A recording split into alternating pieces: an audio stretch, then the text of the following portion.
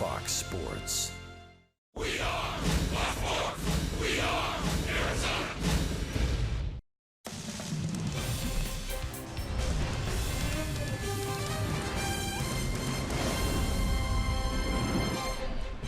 The homestand continues. As this night the losing streak ends, 5 straight losses. And now the D-backs face a division-leading ball club as the Milwaukee Brewers arrive for the first of 3. Patrick Corbin versus Junior Garrett tonight on Fox Sports Arizona. Good evening from Chase Field. Welcome to the broadcast. Steve Berthune, Bob Brenly along the way. D-backs looking to turn things around here, having lost 8 of their last 11 games.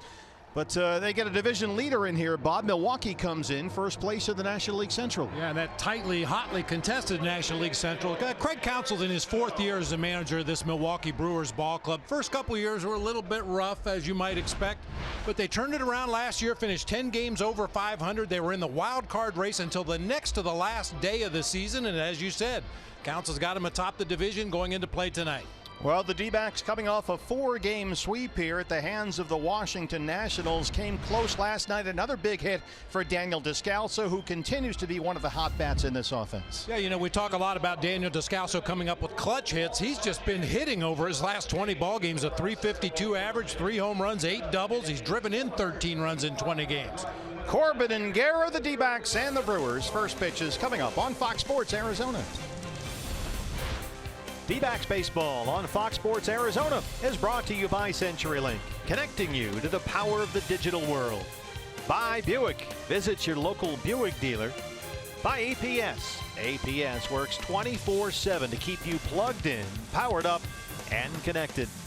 By Gila River Hotels and Casinos, the card by Gila River Casinos earns you rewards 10 times faster than ever before.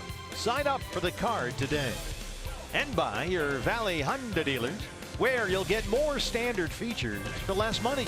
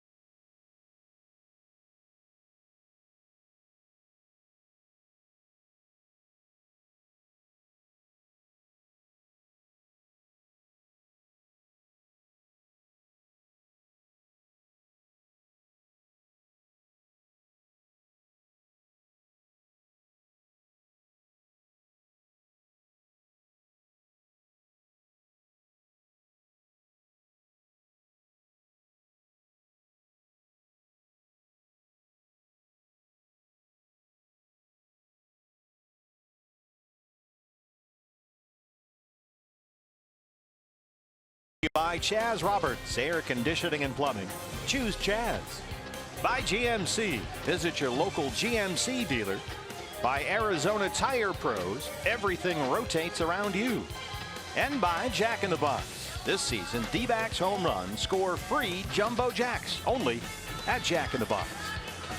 Well, tonight, just like last night, absolutely beautiful here in downtown Phoenix. Roof and outfield panels wide open for the D-backs and the Brewers. Coming up next.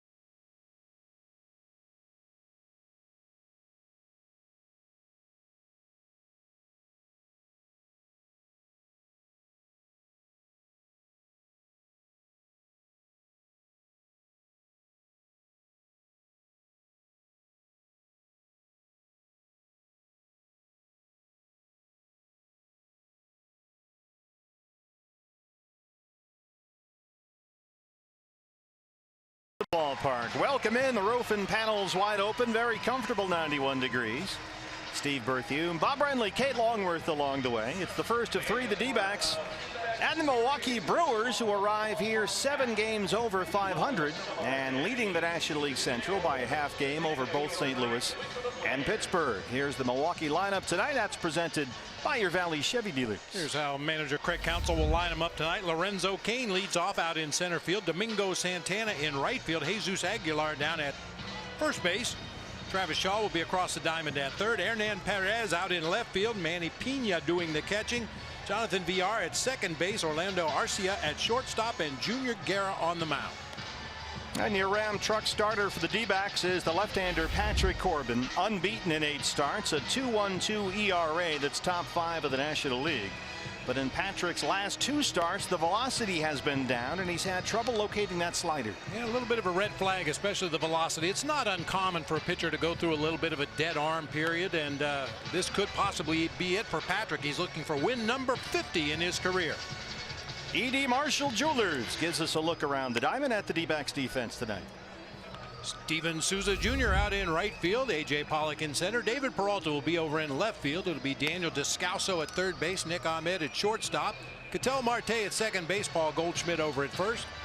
John Ryan Murphy doing the catching today for lefty Patrick Corbin. Todd Tishner is our plate umpire tonight, calling the balls and strikes. Alan Porter at first base. Jeremy Rehak at second. And the crew chief, Bill Miller, is at third. Well, the D-backs stuck in a 5-game losing streak. They've dropped 8 of their last 11, having just lost their first series of the season, swept at home in 4 games by Washington. Things have got to turn sooner or later, looking for the bats to wake up tonight. But still, out front, 2.5 ahead of Colorado atop the NL West. Yeah, everything you said was kind of bad news for the Arizona Diamondbacks, but the good news, everybody else in the division has been losing lately too, so they haven't really lost a lot of ground in the Western Division. Lorenzo Cain, the center fielder, will lead it off, and we're set to go on a beautiful night in downtown Phoenix, Arizona. Glad you're with us for D-backs baseball on Fox Sports Arizona. Kane 292 and 5 homers in his return to Milwaukee.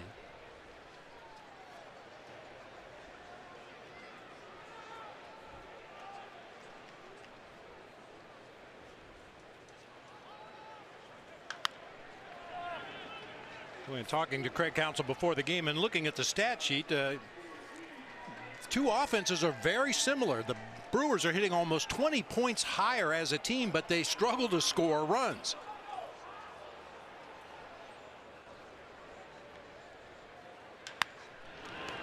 Descalso at third, spins and throws. Good start for the D-backs.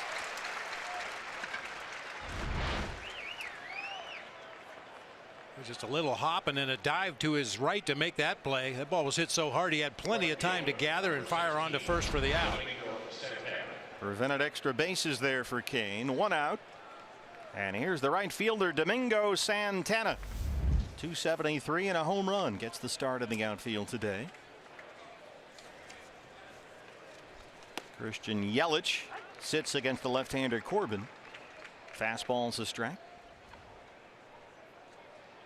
Santana had 3 hits in Milwaukee's win at Colorado yesterday. Brewers right now on a 10-game road trip. They won 3 of 4 at Coors Field. They'll play 3 here in Phoenix, then 3 at Minnesota. Here's Ryan Braun on the right, a late scratch with back tightness. He was in their original starting lineup. Yelich on the bench as well. That slider misses low, and it's 1-2. We'll keep a close eye on the radar gun for Patrick Corbin's velocity tonight. He's already hit 92 with this fastball, which is a big improvement over his last 2 starts. Yeah, that's a key for tonight, and good to see, frankly. Waves at a slider in the dirt. John Ryan Murphy completes the strikeout. And the slider's got some good bite early on. That one hits right near the back point of home plate. Gets a swing and a miss from Santana. Murphy fielded that ball, fired on to first. Good start. Jesus Aguilar, the first baseman tonight.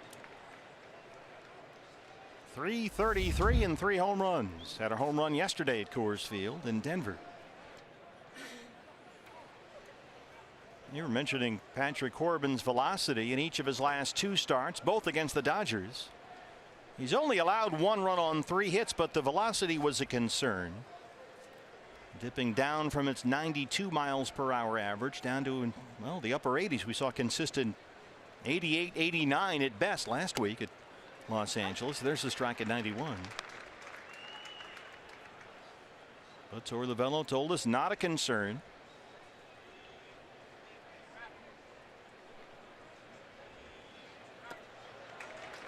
Boy, if these guys haven't had a lot of looks at Corbin's slider, this could be a good night for him.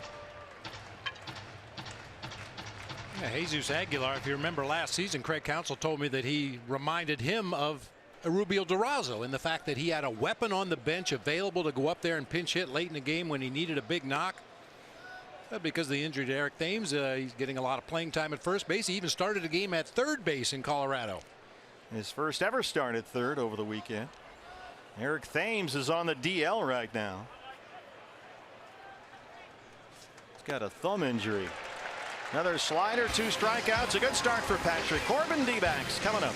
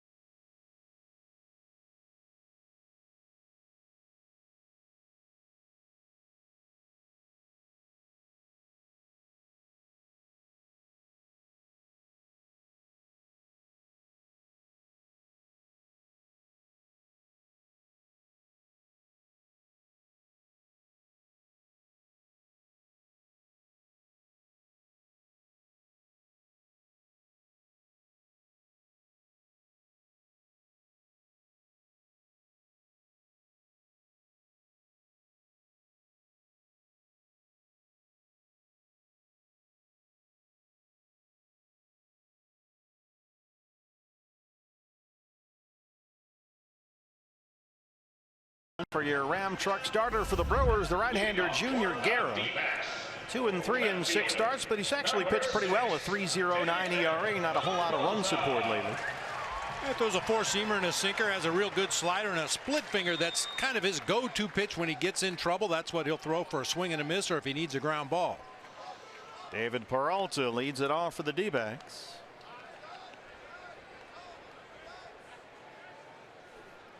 It was a good night to hit. Beautiful night here at the ballpark. Outfield panels open, roof open about 20 minutes after 6. David 296 and 7 homers. He's riding a 7-game hitting streak. Here's a fastball at the knees, and it's 1-1. David tripled with an RBI last night. He thought maybe the D-backs, when they came back to tie that ball game in 4, it might be their night. But Washington wound up winning all 4 games. So we start over against Milwaukee. Fastball low, and it's 2-1. David's got a couple of home runs during that 7-game hit streak.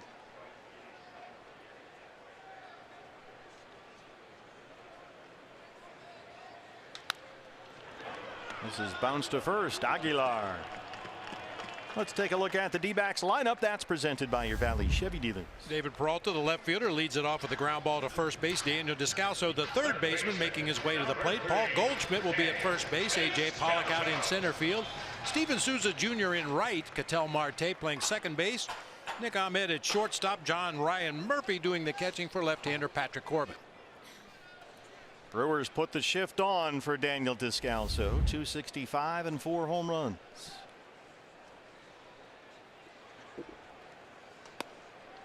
Fastball misses off the corner. 1-0. Well, for a team that's been starving to score some runs, it's good that Patrick Corbin is pitching tonight, because he's one of the best hitting pitchers in the game, hitting .333 going into play tonight. Every little bit helps. They put the shortstop Arcia way out there in short right field. Perez in left tonight, drifting near the line. Time now, Bob, for your Valley Honda dealers key to the game. Instead, we're going to take a look at the Brewers defense first. This is more important. Hernan Perez in left field, Lorenzo Cain in center, Domingo Santana over in right field. It'll be Travis Shaw and Orlando Arcia on the left side of the infield. Jonathan Villar and Jesus Aguilar on the right side. Manny Pena doing the catching for right-hander Junior Guerra. Here's Goldie. 2 outs on 6 pitches for Guerra.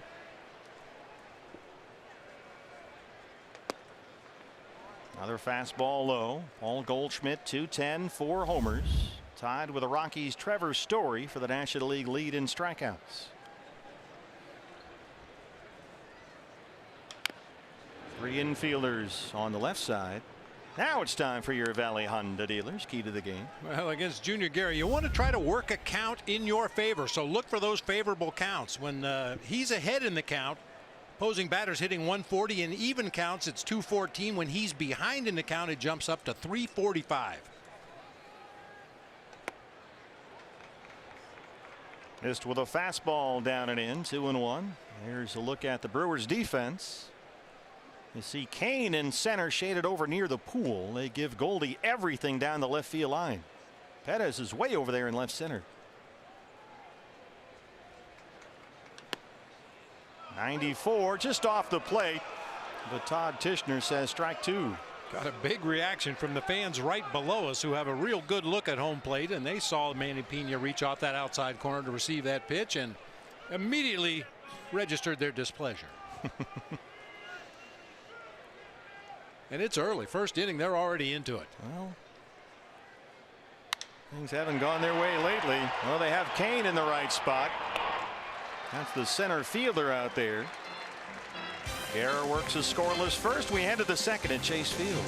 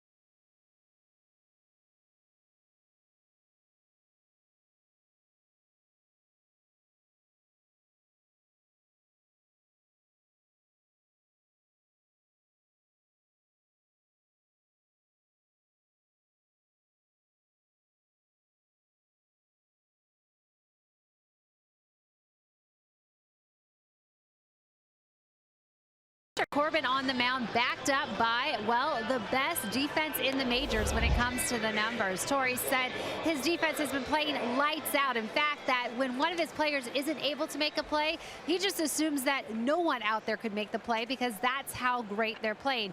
And it's by design. Torrey said coming into the season, the organization knew that this team may not be able to put up astronomical numbers when it comes to offense. And so they are working on saving runs. And the team has been doing just that. Torrey said the level of expectation is up there, and his team has been supporting that because he said he's absolutely surprised if they make an error, and the numbers support that. The team has only 12 errors so far this season. That's the fewest in the majors. You're right, Kate. It's all about run prevention so far for the D-backs out top in the National League West. Here's Travis Shaw, 245. He leads the Brewers in home runs and RBIs.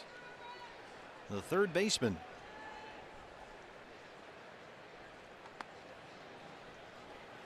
We're talking about the Diamondbacks making the fewest errors in the major leagues. The Brewers are on the other end of the spectrum. They've committed 29 errors this season. Now, according to reports, they're playing better defense lately, but really struggled in the early going.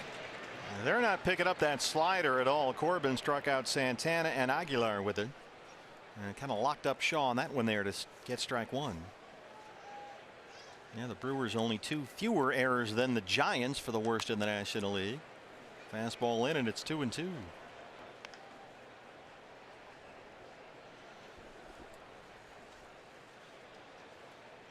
And now that the count changes, the defense will shift over with 2 strikes.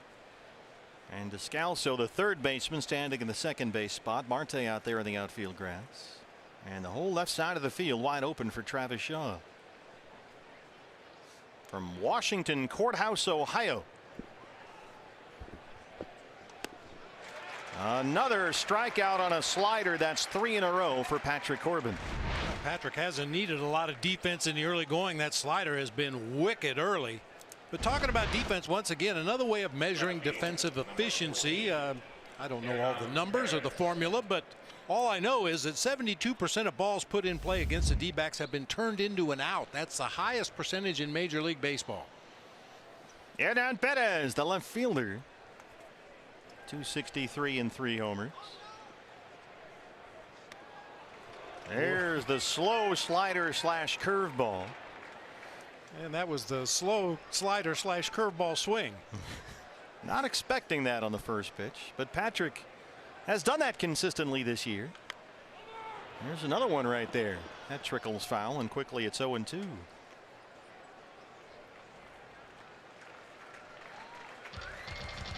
Perez was originally in the lineup tonight at second base and was then moved to left field, as we mentioned, when Ryan Braun was scratched with back tightness. This is a guy who plays all over the field. Last year he played every single spot except catcher. And he even pitched 1 inning. Hernan Perez. Count started out 0-2 here on Perez, the third 0-2 count through the first 5 batters of the game. Get ahead, and another swing and a miss at a Corbin slider. That's 4 consecutive strikeouts, all coming on that slider. And you hit the nail on the head, partner. They're just not identifying that pitch right now. They're swinging at the motion. That slider ends up in the dirt consistently, and they still chase it. The catcher, Manny Pena, 202 and 4 homers. Some guys have that ability to kind of disguise the rotation on the pitch. You don't immediately pick up the rotation, so you're not quite sure what the pitch is. Another slow curveball to start us off, 0-1.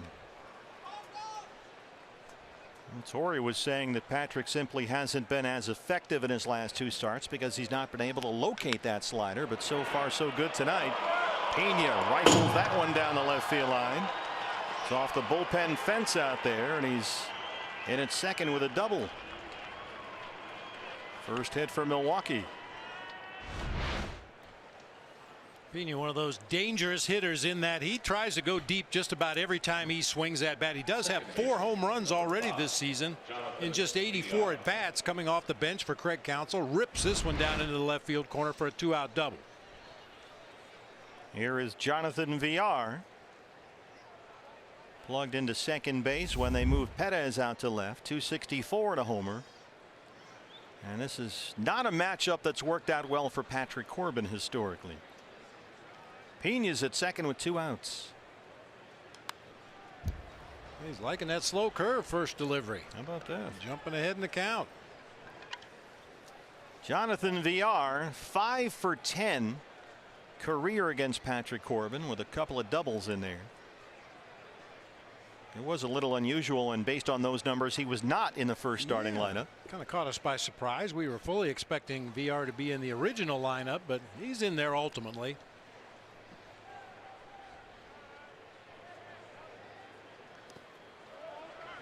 VR able to check on that slider, and it's 1-1. Jonathan VR had his season average up to 300 a couple of weeks ago, but he's hit under 200 in his last 14 games. Coming off a disappointing season last year in Milwaukee.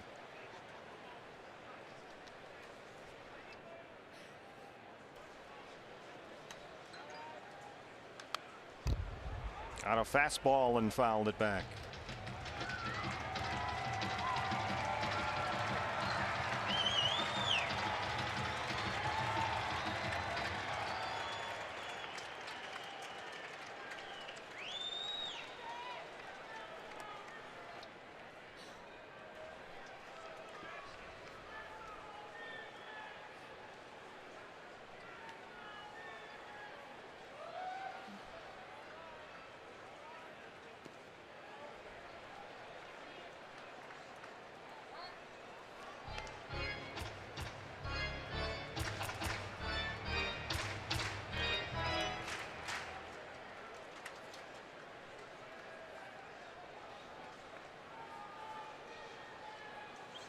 Orlando Arcia, the shortstop, would be next.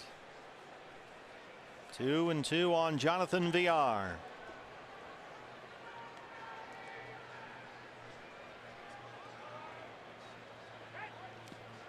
Oh, he's done a good job laying off that slider. He's worked it full 3-2.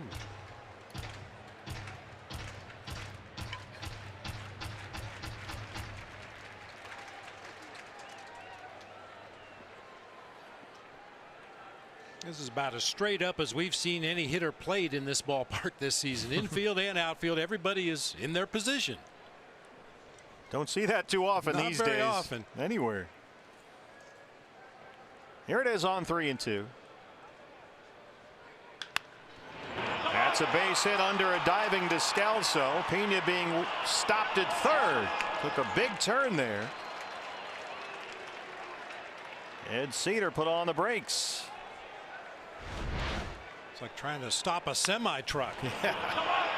Pena had to alter his path there to get around Daniel Descalso after his diving attempt on that ground ball. Ed Cedar was practically on the bag yelling at him, stop! So 2 on and 2 out now for Arcia, the shortstop. 217, he's homered twice.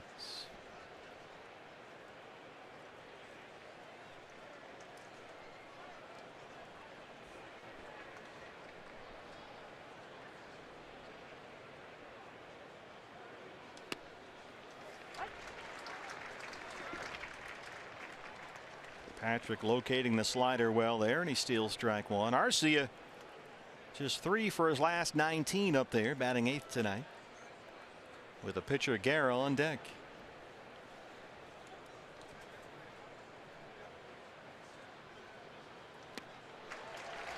Now those are the swings on the slider that we saw in the first inning or so. Patrick ahead 0-2. Pena is at third, VR at first.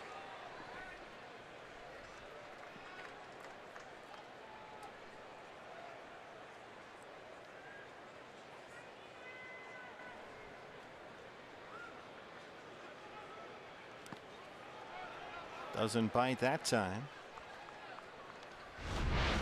Another nice block by John Ryan Murphy. I say it every day. Diamondbacks catchers do a great job blocking pitches in the dirt, especially with runners on third base.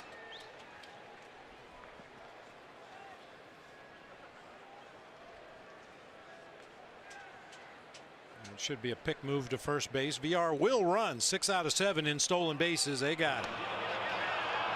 Gonna keep an eye on Pena down there at third, and Goldie pulls back just to make sure.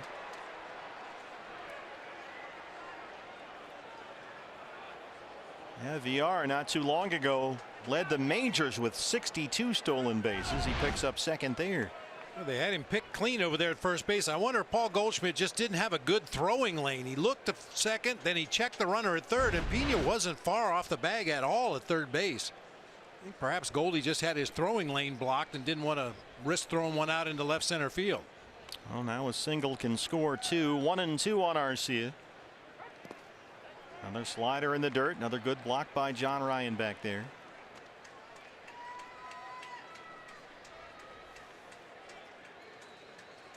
It was in these types of situations last week at Dodger Stadium that Patrick would stay away from the fastball with the velocity down there. Just one slider after another. The velocity has looked a little bit better so far tonight. Here's the 2-2. Another slider in the dirt. I wouldn't be surprised to see another slider in the dirt on the 3-2 pitch. You've got the pitcher in the on deck circle. Junior Guerra 0 for 9 on the season with 4 strikeouts.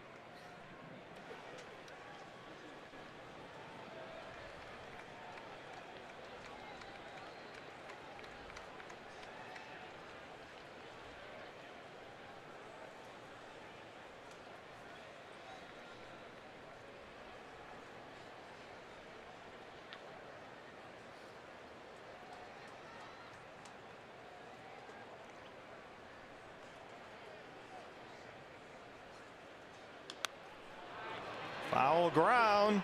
Murphy giving chase. Corbin won't get there either. Arcia stays alive. That's too bad. Just not high enough in the air for any defender to get underneath that little pop up right in front of the first base dugout. Patrick gave it a good effort. He came sprinting over from the mound to try to make the play, but just couldn't get there in time.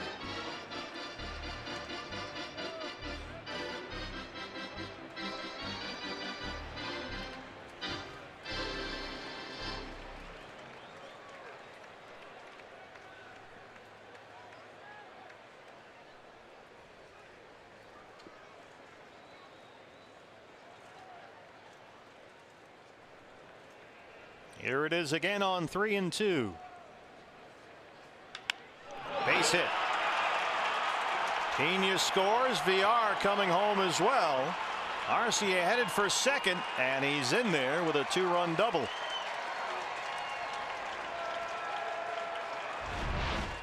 Thought we might see the slider in the dirt. Instead, he goes to the curveball.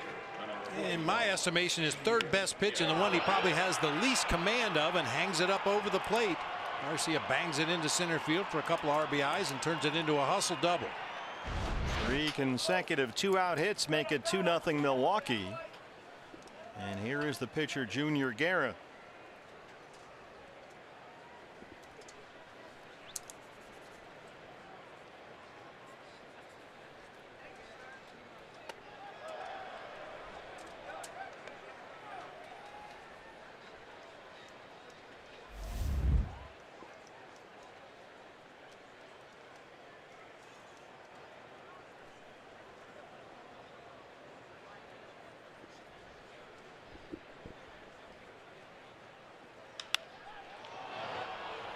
Center field for A.J. Pollock. Orlando Arcia's 2-run double makes it 2-0 Brewers.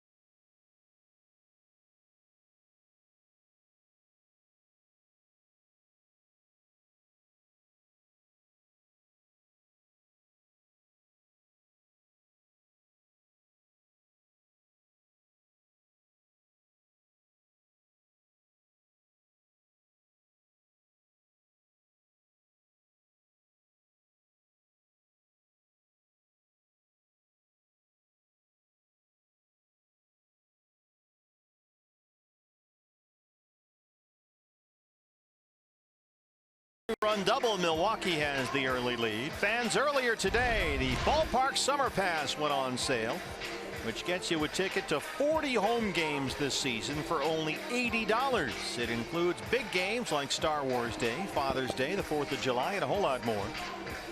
Now, there are limited quantities available in the ballpark summer pass, so you have to buy online. Do it right now, dbacks.com/summer. One of the best deals in baseball, best deals anywhere. The D-backs ballpark summer pass. It's back this year. It was a huge success last season. Yeah, and rightfully so. A ticket to a ball game for $2. You know, you buy 40 home games, you're only paying $2 a game. If you can't make it, no big deal. You come and go as you please, pick your games. They make great gifts for friends. Some big birthday coming up, you give them the tickets that night. He sold out pretty quickly last year, so you got to get on that. A.J. Pollock leads off the D-back second against Junior Guerra. Looks at a fastball for strike one. A.J. 301, 11 homers. And third in the league at OPS.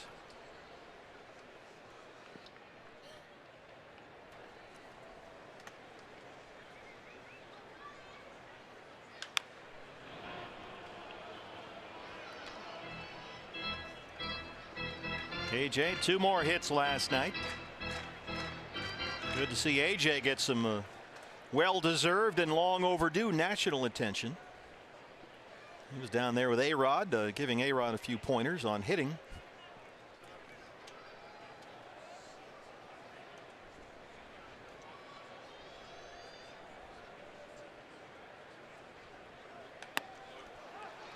Fastball just off the plate, but again, Todd Tishner calls it a strike. You've seen him expand the zone out there already on some right-hand hitters. Steven Souza Jr. now. Steven trying to get it going.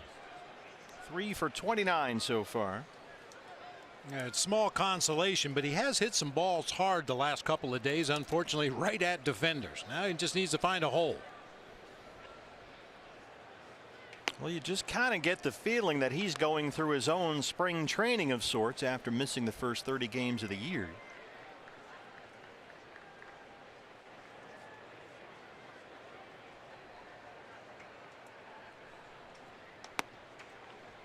I guess the biggest difference is in spring training, especially at the end of ball games, you get an opportunity to face some guys that probably are going to start the season in the minor leagues. And you can really work on some things, get some timing down, look for specific pitches. When you're trying to have your spring training at the major league level during the regular season, you don't get to see those kind of pitchers.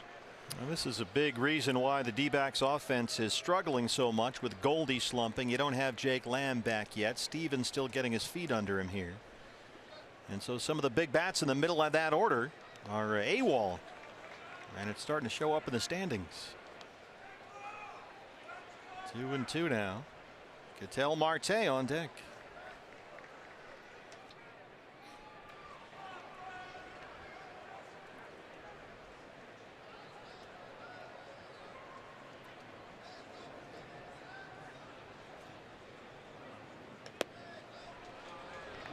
No, he didn't go. Alan Porter's down there.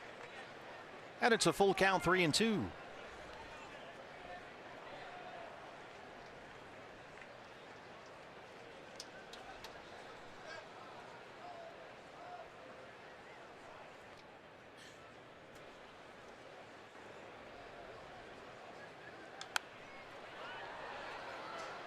Junior Guerra has lost his last 3 starts, beaten by the Cubs, the Pirates, and the Indians. But he's not had a whole lot of help. Milwaukee scored a total of 6 runs in Guerra's last 3 starts. He's got an early 2-0 lead here tonight.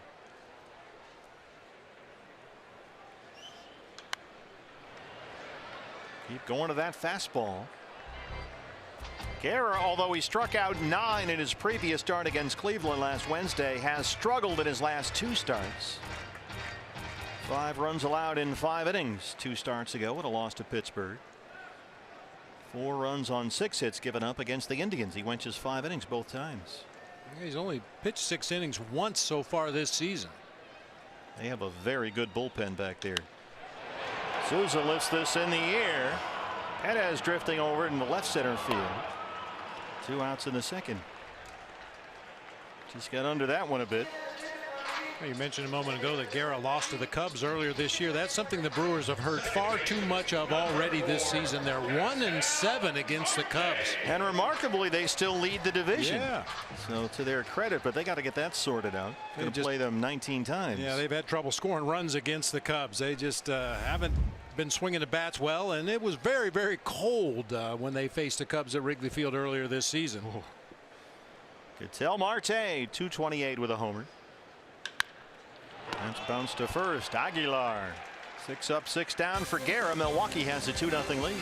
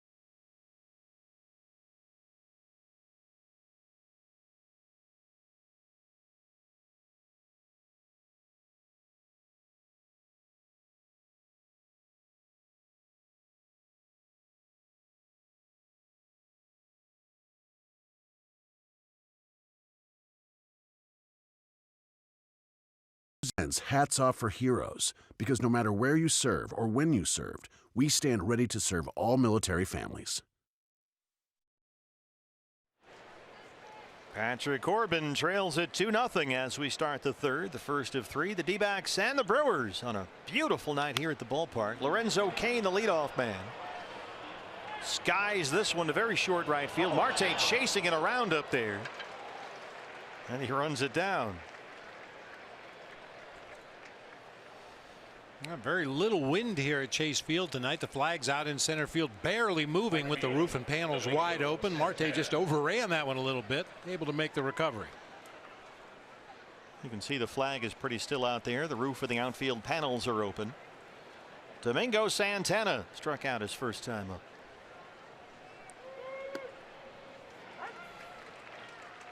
Santana had 3 hits in Milwaukee's win at Colorado yesterday.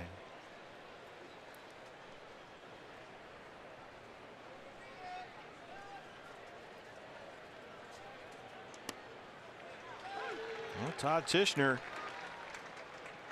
calling that fastball just off the plate a strike to right-handers all night long. At least he's been consistent in that regard. It's 0-2.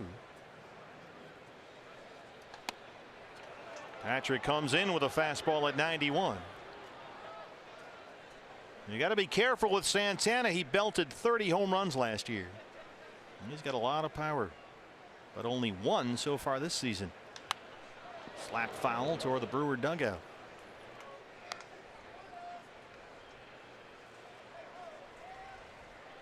Well, they got some big dudes in this lineup for Craig Counsell. Santana 6'5", 220. Aguilar's on deck, 6'3", 250. No bench clearing brawls this week. It's all those cheese curds. The Milwaukee Brewers 7 over 500 out front to top the NL Central.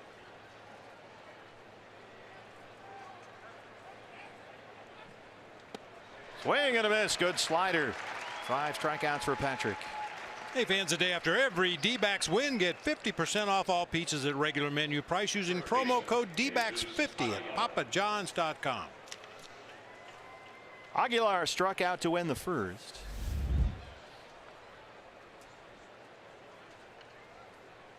Jesus Aguilar has made 18 starts this year.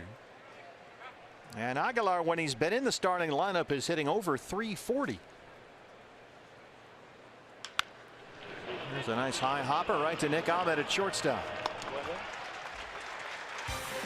Patrick Corbin and the D-backs. An 8-pitch inning. They trail it 2-0.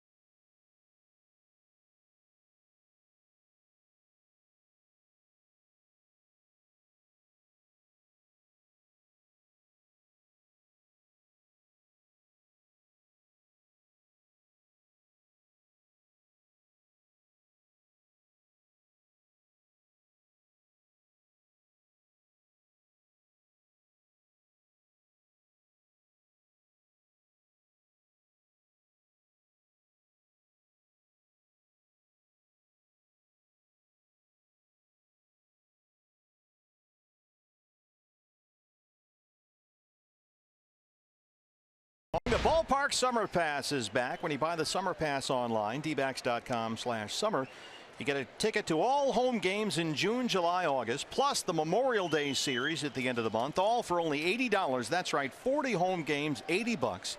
If you haven't purchased your ballpark summer pass yet, you have to do it now before they're gone. Limited quantities available, dbacks.com/summer. Nick Ahmed leads off the bottom of the third. We're joined in the booth by D-backs president and CEO Derek Hall. This has been a tremendous success, hasn't it? Yeah, it really has. You know, it was a trial last year to see how it would go, and it was so popular. Our fans asked for us to bring back another version of it, and we've done so with a few more games this year. It's a great idea. You could just sort of come and go as you please. You can't make the game one night for whatever reason. No big deal. It's been a nice sampling for a lot of fans who otherwise may not have come out here. It's a good introduction for a lot of college students or people just starting their careers. And what we saw too was the fact that people got so used to coming out to the ballpark, they enjoyed it so much, they then converted over to season ticket holders after that. This year it's their first year as full-time season ticket holders. John Ryan Murphy now as Nick Ahmed looks at strike three. We're talking to D-backs president and CEO Derek Hall. How are you holding up during this losing streak? Well, you know, you're going to have them. Losing streaks are part of baseball, right? It was such an exciting start and successful start. You knew you were going to go through some rough patches, and I look at it now, as you guys do, that this is the toughest part of our schedule. And we've faced some of the best pitchers in all of baseball these last couple of weeks. That would be tough on any squad, but I've got a lot of confidence in these guys. They prepare well. They play the fundamentals well, and as long as we continue to pitch the ball the way we can and field and throw and catch right, we're going to be okay. We'll snap out of this offensively. Yeah, the names have been ridiculous. Cole and Morton and Verlander and Scherzer and Strasburg and on down the list. That's not easy. Yeah, you're going to slump a little bit when you're facing those guys. They, as I said, best in the game, but our guys have kept every game close. You look at it, and we're within striking distance, or we're coming up with the tying run or go-ahead run at the end of the game each and every day. You know, there's been very few laughers either way this year. You know, every game has been competitive, which is why Torres had to use his bullpen so much in the early going this season, but they've been up to the task. You just like to see the team score a few more runs, make it a little easier on that pitching staff. No doubt, yeah, but they've been so good and so consistent, and as long as we continue to do so, those bats are going to come around. We know that. That's why the ballpark summer pass, Derek, is such a great idea. You can look and see who's pitching that night. Oh, Garrett Cole, Justin Verlander, Steven Strasburg. I already got my summer pass. I'll walk down and watch those guys play. No doubt about it. Yeah, and you really get to know our players. And if you come out early, just as you would, but any other game, come out early, get autographs, take pictures with our players, really get to know them one-on-one. Our players are so good at that, so they're going to build basically a relationship with our players and really love this team and want to be out here even more. That's the whole purpose of that. And it's during those really hot months, and we're going to try and bring a vibe to this ballpark. The one thing that we heard from Torrey last year and the players when we had the summer pass last year was they felt the presence of more fans. And when you can feel that and there's more energy in this ballpark, it's only going to help everybody. dbacks.com/summer.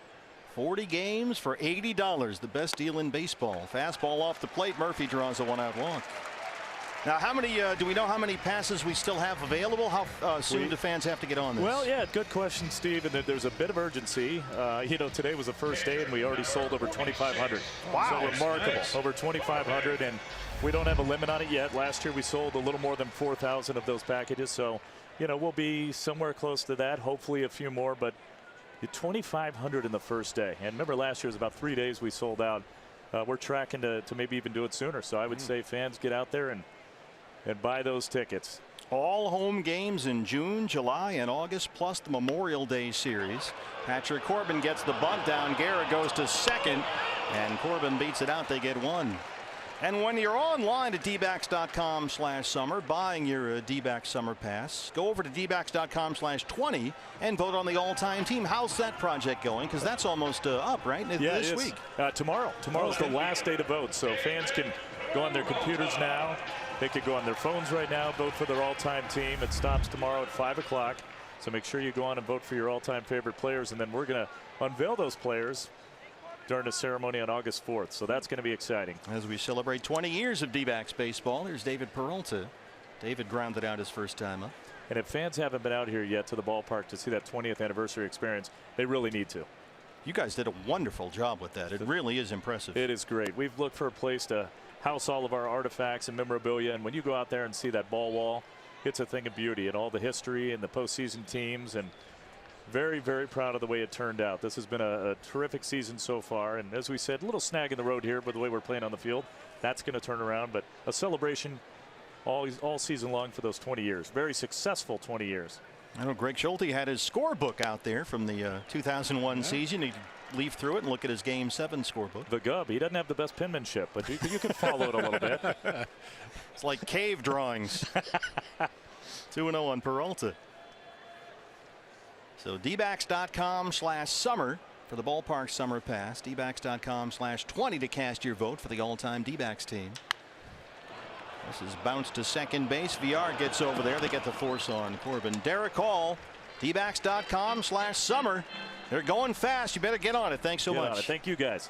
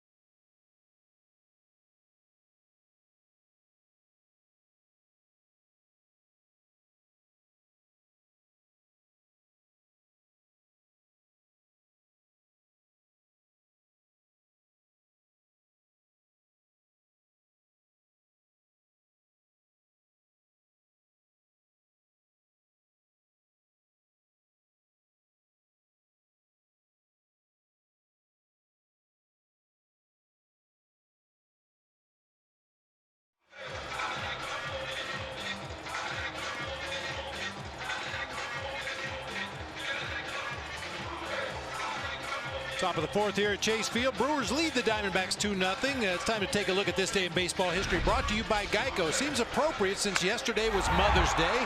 And the Brewers are in town today. Back in '06, Bill Hall hit a walk-off home run on Mother's Day with his mom in the stands. How cool is that?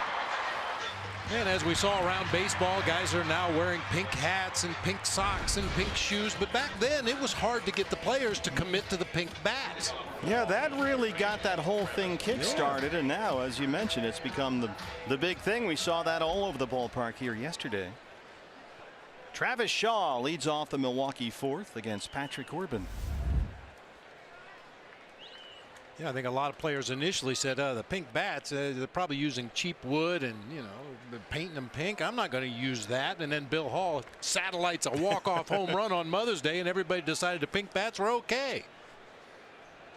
It's a copycat business. Here's a fastball at 89 that missed. Got to be careful with Shaw. He homered Friday and Sunday in wins against the Rockies at Coors Field. He had 7 hits in that 4-game series as Milwaukee won 3 of 4.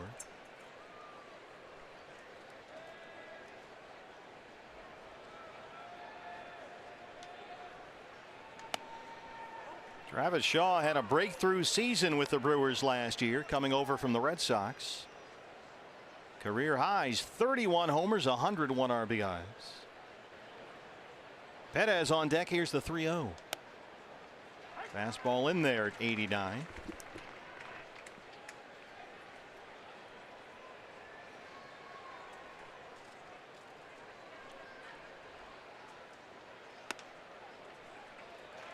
Another fastball missed. First base on balls for Corbin tonight. Leadoff man's aboard. How about this, partner? For the Arizona pitching staff, in the month of April, they walked 79 opposing batters. That was the fewest in the National League.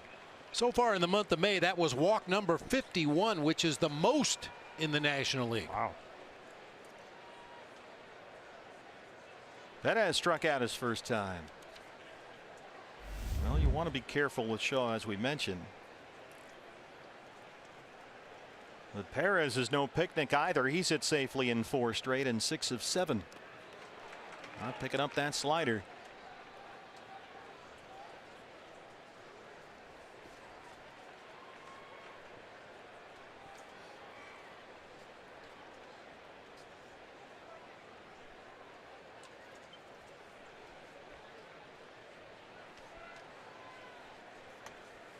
.50 pitches for Patrick, 32 strikes.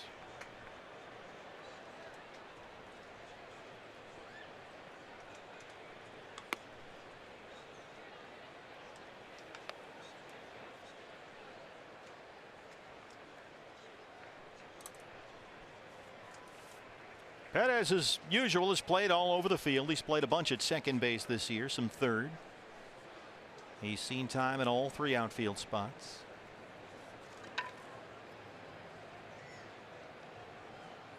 He's held down the type of role the last few years in Milwaukee that the D-backs envisioned for Chris Owings this year here in Arizona. Some second, some third, some short, corner outfield spots. We don't see O can play center. Valuable guys on a National League bench. 2 balls and 1 strike.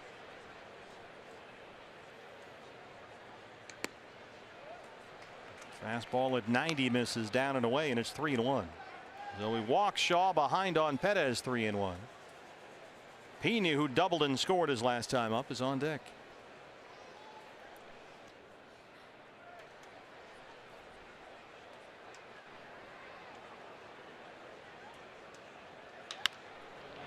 That one's in the hole. Ahmed backhand jump throw, and Shaw's in safely at second.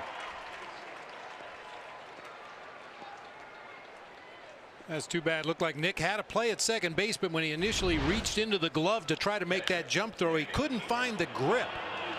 Right there, he just kind of had to hesitate for a second, then couldn't get much on the throw. That was going to be a real tough play either way for Nick. He's almost dropped that ball before recovering and firing onto Marte, but everybody's safe.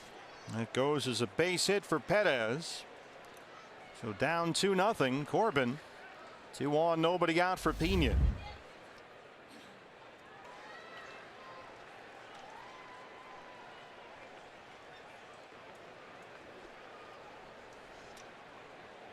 This guy's bat, I know he came in at 202, but he's starting to heat up.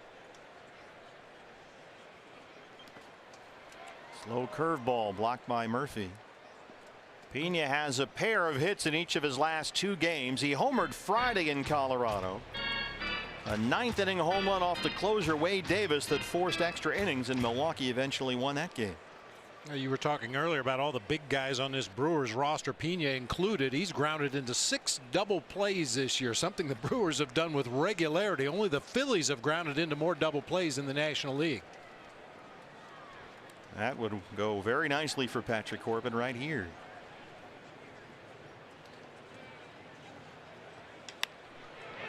In the air to left, Peralta drifting over toward left center. And that's the first out in the 4th.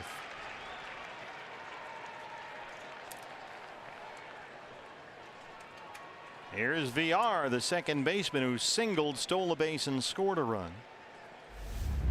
Milwaukee 2 in the second. Arcia, the third of 3 consecutive 2-out hits and a 2-run double.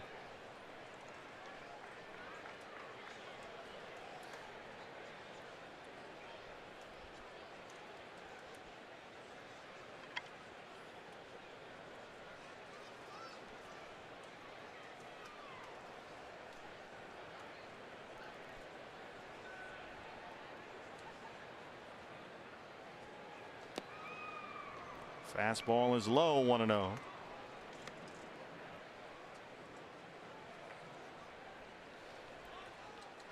It's amazing sometimes the cat and mouse between a hitter and a pitcher, and throw the catcher into the equation as well. 1 out in the inning, couple runners on base. Patrick Corbin's going to try to work the bottom of the strike zone. Sinking fastballs, hard sliders down, try to get that ball on the ground. And if you're the hitter, you want to make yourself swing at something up in the zone. There's the slider. You got to lay off that sinker slider down low in the zone and hope that the opposing pitcher makes a mistake up where you can get the ball in the air to the outfield, or at least try to avoid that double play grounder.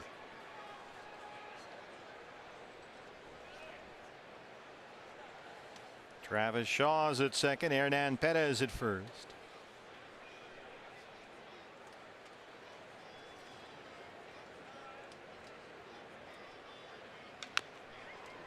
Fastball fouled away, and it's 1-2. Right there at the bottom of the zone at 91. Little sinking action.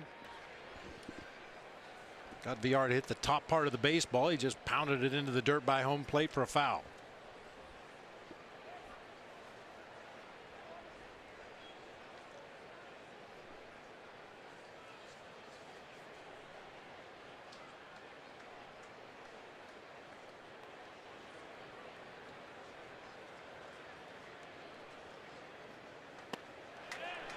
Yes, he went.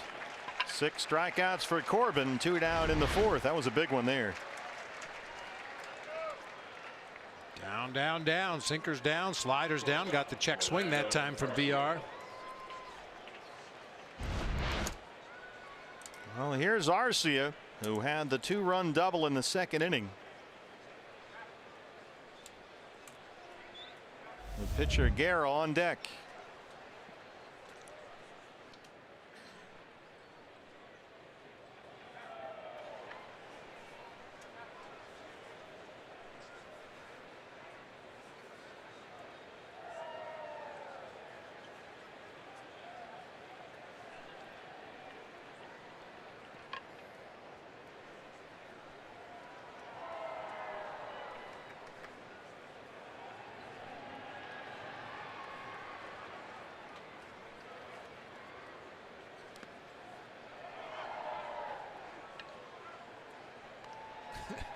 John Ryan Murphy has to have bruises all up and down his right arm. A lot of those blocks are taken right off the biceps or the right forearm.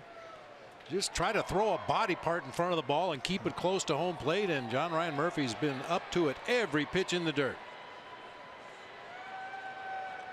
Long set of signs with that runner at second down there, Shaw. That's fouled away, and it's 1-1.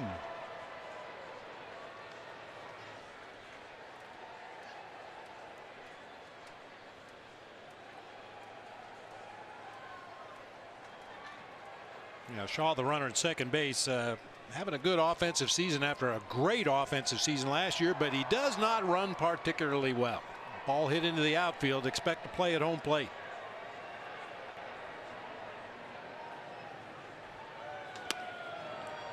Fastball in, 2 balls and 1 strike on Orlando Arcia, the shortstop. And her brother, older brother Osvaldo, who was with the D-backs in spring training last year. Played all of last season in Reno. He's in Japan now.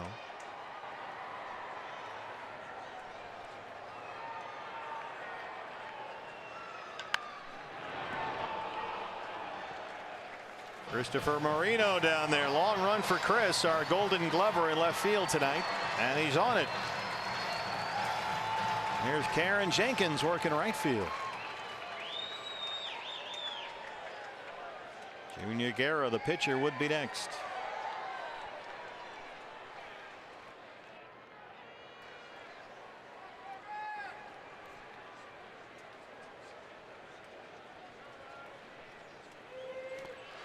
Waves and a slider in the dirt. 7 strikeouts for Corbin through 4 innings, but he trails it 2-0.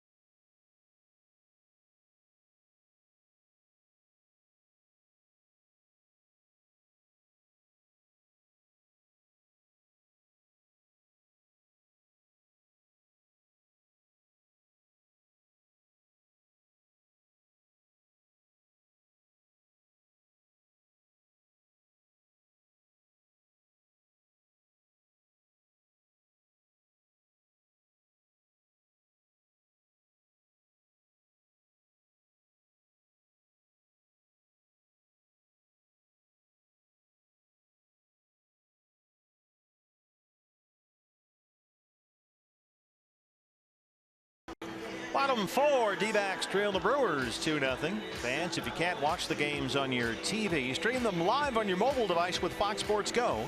It's brought to you locally by your Valley Honda dealers. Download the free app and take Fox Sports Arizona and the D-backs with you wherever you go. Still looking for their first base hit against right-hander Junior Guerra. Descalso, Goldie, Pollock 2, 3, and 4 here in the D-back 4th.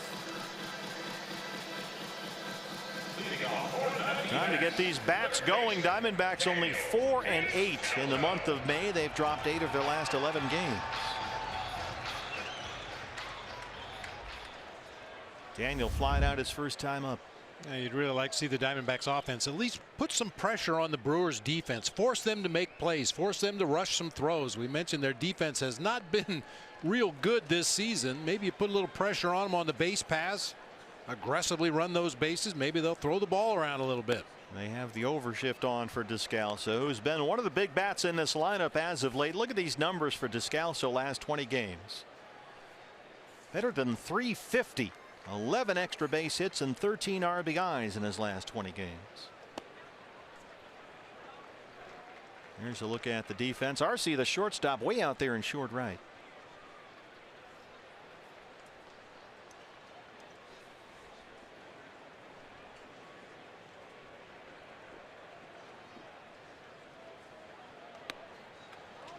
Fastball missed down and away, and Daniels ahead 3-0.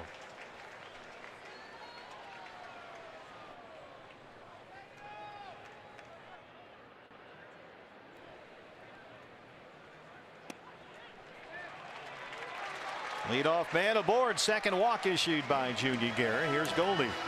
Hey fans, the D-backs home run tonight means a free jumbo jack tomorrow at participating Jack-in-the-Box locations with the purchase of a large drink. Goldie's last home run April 15th. So make it 106 plate appearances without a home run. He lined out to right center field his first time up, which is a good sign, Bob, as we know, because when Goldie's going right, he's rifling balls out there at right center field. So you're looking for any kind of telltale sign that things might be coming around. Swing and a miss on a fastball, 0-1.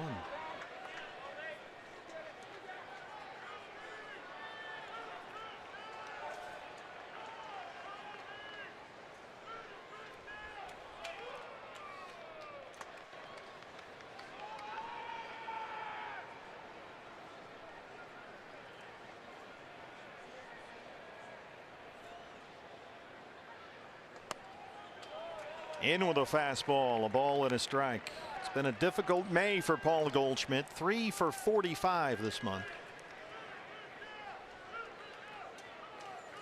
I'll tell you have to give it up to Goldie for sticking with the program. You hear that Absolutely. all the time.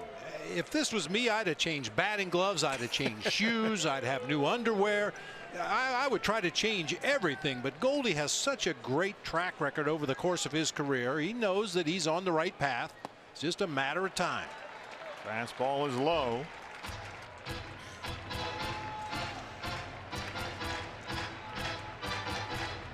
Well, you can say that for most of the club offensively. The D-backs have scored more than 4 runs only twice in their last 15 games. Some signs of life late in the ball game last night. Here's the 2-1. That pitch is right there, 2-2. And those are the kind of things that happen when you're struggling to find hits and score runs. Borderline pitches right on the outside corner at the knees. Not much you can do with that. Better off to take it and hope that Guerra makes a mistake on the next pitch. AJ on deck.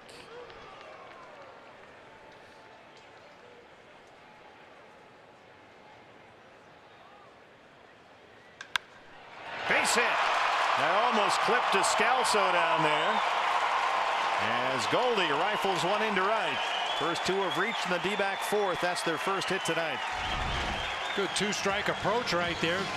Junior Guerra tries to go to that outside corner at the knees again, and Goldie just slashes it to the right side past Daniel Descalso, putting D-backs at first and second with nobody out. And AJ Pollock is the hitter. Struck out looking his first time up.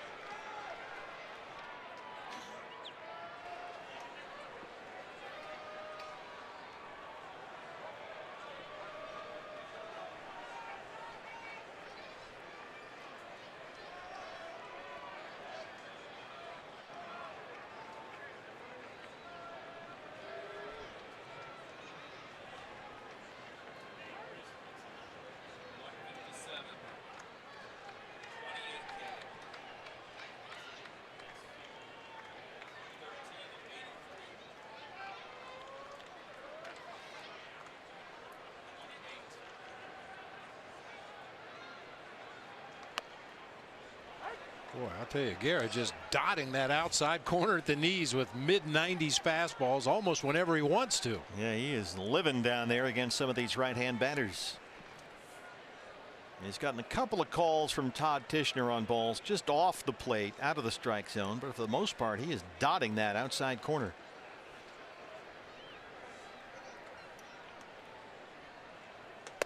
Comes up and in this time. It's 1-1.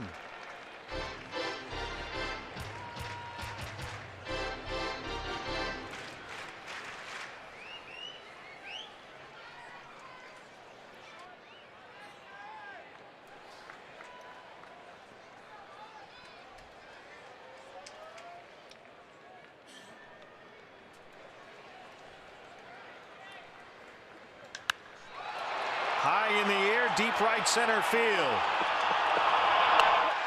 Santana runs it down on the track. Descalso digs for third. AJ gave it a ride, but they're on the corners with 1 out for Souza. Boy, it sounded good, and the trajectory looked good off the bat of A.J. Pollock. Thought that one was headed for the Ram Trucks pool out there in right field, but just died on the warning track for Domingo Santana. First out of the inning. Sooner or later, Steven Souza Jr. is just going to barrel one up here and hit it about 440 feet. It's only a matter of time. Right now, he's 3 for 30 to start his D-backs career.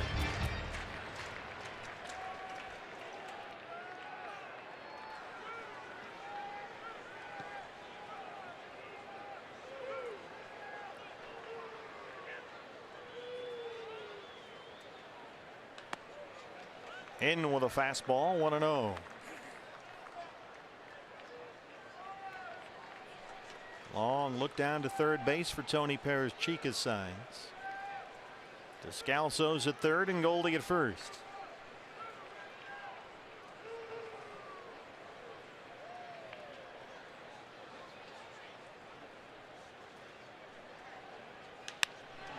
Base hit. That one rolls up the line. Descalso is home. Goldie will stop at third. It's an RBI double for Steven Souza Jr.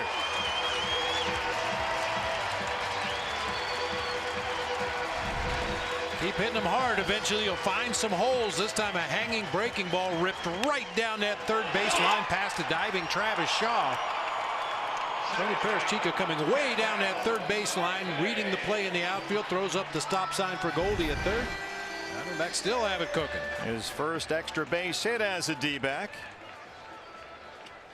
And the batter is Ketel Marte. The infield will come in for Milwaukee. Now VR backs off at second base. Ketel grounded out his first time up.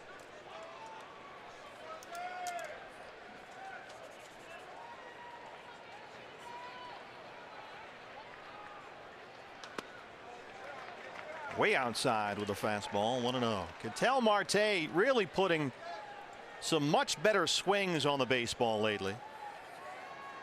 He's worked hard and the results are starting to show. He's hit safely in 5 straight games.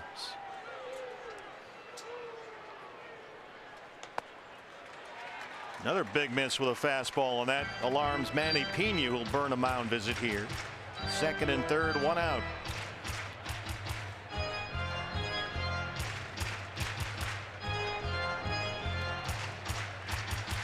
Marte has doubled and tripled during his 5-game hitting streak. There's Craig Counsell.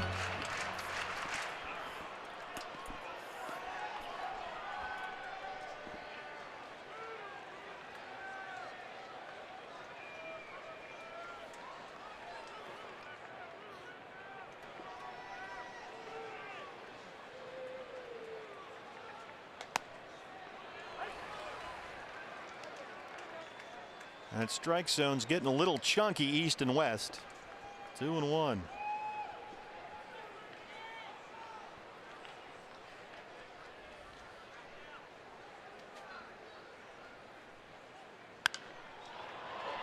Fastball's fouled off, and it's 2 balls and 2 strikes.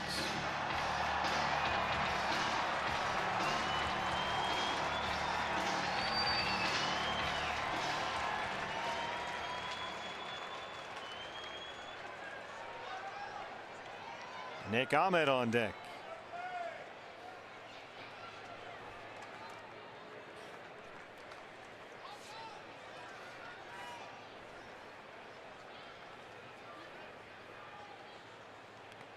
That one rolls away. Goldie will have to stay put. Boy, Pena did a nice job to scramble back there, and he might be hurt.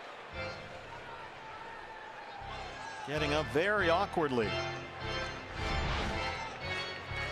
Hard slider, splitter, possibly bounces over there at the feet of Ketel Marte. Got far enough away. Goldie might have had a chance to score, but if you look at the angle where this ball gets away from Pena, Goldie's blocked by the umpire. He's blocked by Ketel Marte. He's blocked by the catcher himself. He couldn't tell how far that ball got away from home plate.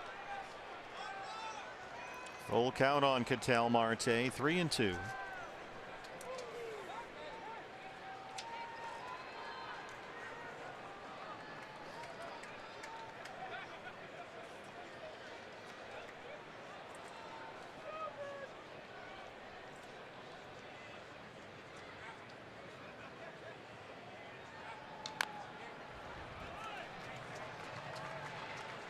Harris sticking with that fastball.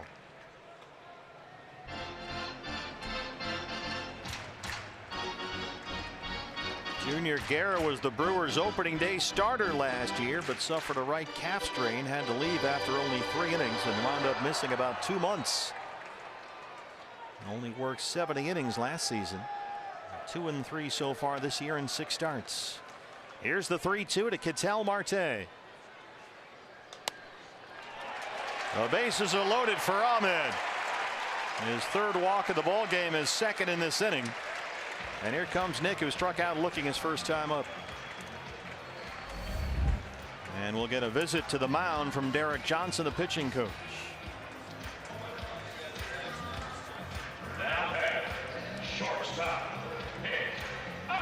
I'm kind of surprised that the pitching coach didn't go out to the mound when the catcher, Manny Pena, went out there just a few pitches ago. We've seen the Diamondbacks do that when the catcher or an infielder goes to the mound. Mike Butcher immediately joins the conference. If you're going to burn a mound visit, you might as well involve your pitching coach. Well, this is a big spot for Nick. Bases full, 1 out, down 2-1.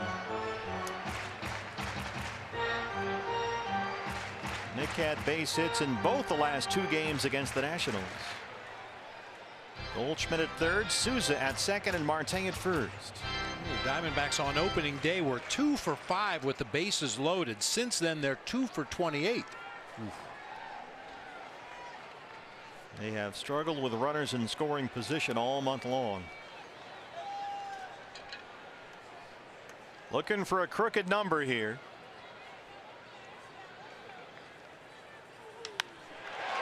This is out to right field. Santana and Kane. Kane has it. Here comes Goldie. Souza moves up as well, and we're tied at 2. Boy, Lorenzo Kane ran a long way over there to get that one in front of Santana.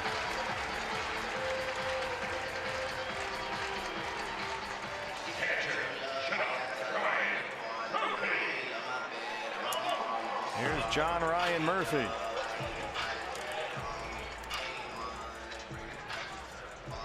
He walked his first time up tonight.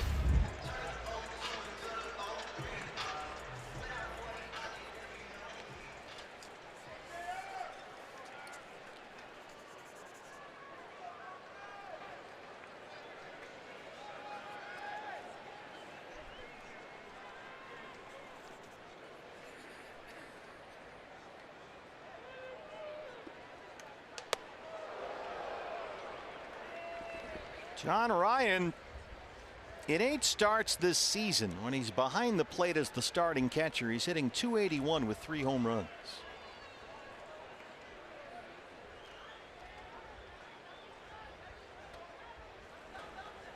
A chance to give the D-backs a lead here. 1st and 3rd, 2 outs. Yeah. Oh boy, that almost hit the Brewers booth. Did that get Rock?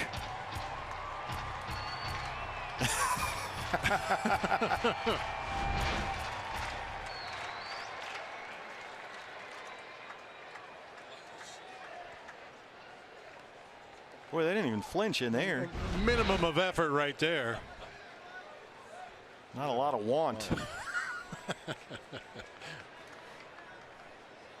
Guerra at 60 pitches, only 33 strikes. Here's the 1-1. Out towards Santana in right.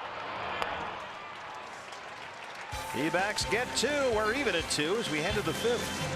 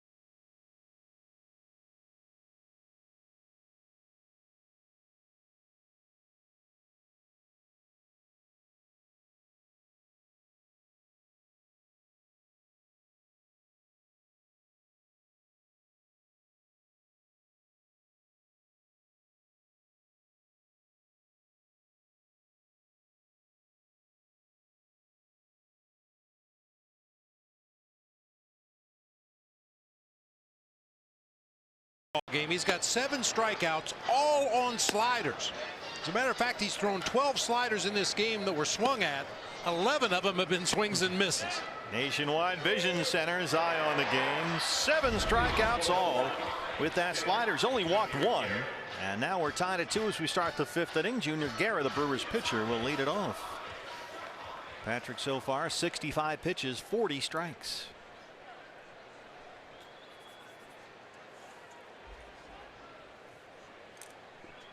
Guerra flied out his first time.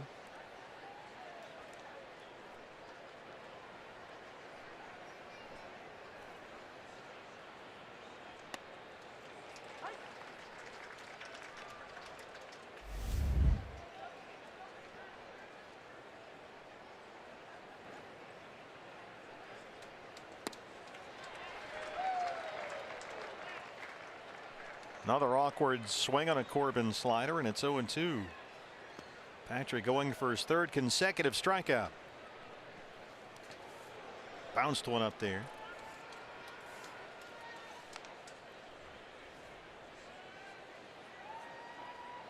Underway in San Francisco, where the Reds, who just swept the Dodgers in LA, trailed the Giants 4-1 there in the 3rd.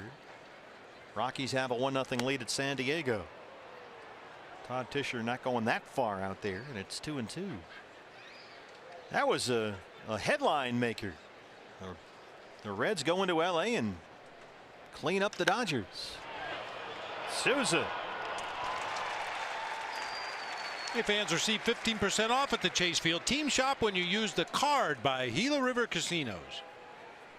I guess Dave Roberts was incorrect when he said this will be the one that turns it around. They just lost 4 in a row at home to one of the worst teams in baseball.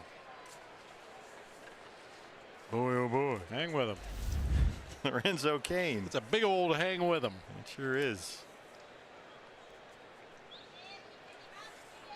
Well, Cain has had 2 at-bats. He's seen 3 pitches. Now make it 4. 88-mile-an-hour fastball off the plate. That's been a strike for most of the night for Todd Tischer. Lorenzo Cain back where he began his career in Milwaukee. Got a 5-year, $80 million free agent deal after a terrific run in Kansas City, where he won a World Series ring, couple of pennants.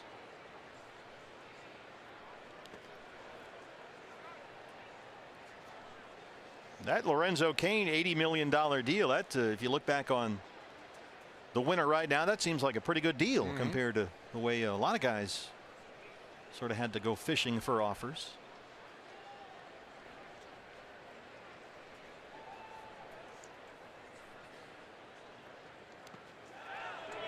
No, he didn't. Alan Porter, 2-2.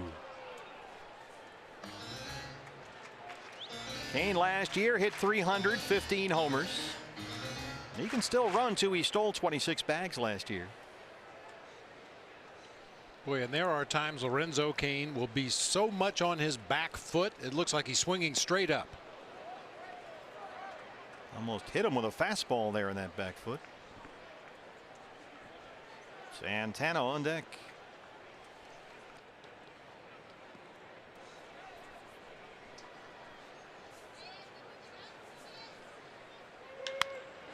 Descalso right there picks it up with a bare hand.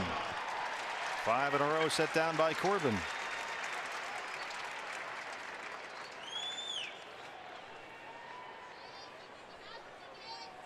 Santana has had no luck at all trying to pick up that slider. He struck out twice, both times swinging.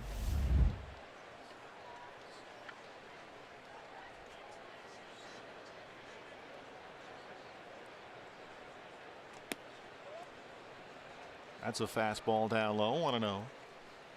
That's good. When a guy's having trouble identifying spin on a breaking ball, you want to show him a fastball somewhere he can't get to it, and then go right back to the breaking ball. Here's that slower version. 2-0 now.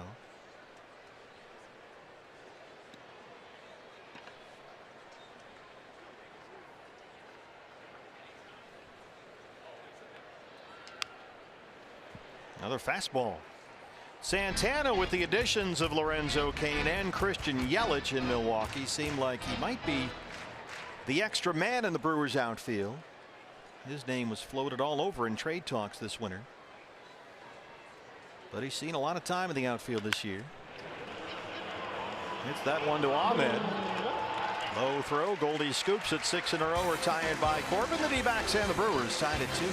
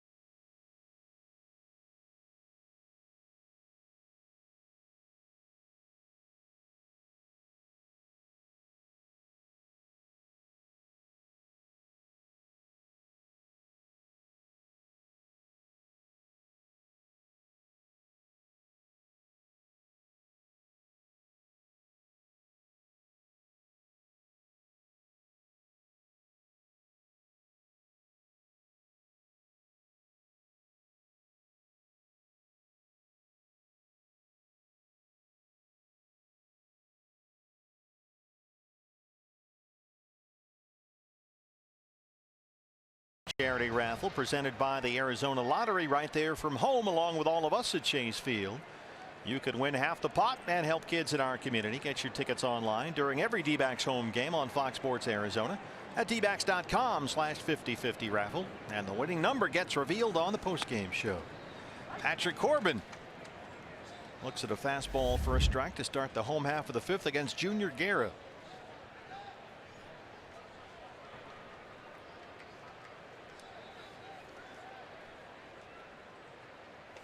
Milwaukee took an early lead. 3 consecutive 2-out hits in the 2nd inning.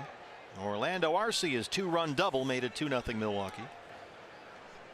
D-backs got the 2 runs back in the bottom of the 4th. An RBI double by Steven Souza Jr. Nick Ahmed had a sacrifice fly RBI. 0-2 on Corbin. Trying to get the offense going. Torlavella was insisting last night that the club has been trained for these kind of difficult times. They've been battle tested. They've walked through downturns like this before, a couple of times in fact last year. So it is not unfamiliar territory. And so it's a matter of just fighting your way through it. Arcia is a very good defensive shortstop. Corbin makes that close, but they get him at first. Hey fans, anytime the D-backs score 5 runs or more, Taco Bell is giving away 3 free crunchy beef tacos with the purchase of a large drink between 4 and 6 the following day at participating locations. The freight train. He tripled with an RBI last night. A 7-game hitting streak so far tonight. 0 for 2. Here's some advanced analytics for you, partner. I like those. We've only had tacos once this month. Scored 8 runs against the Dodgers back on May 8th. Your staff is hungry.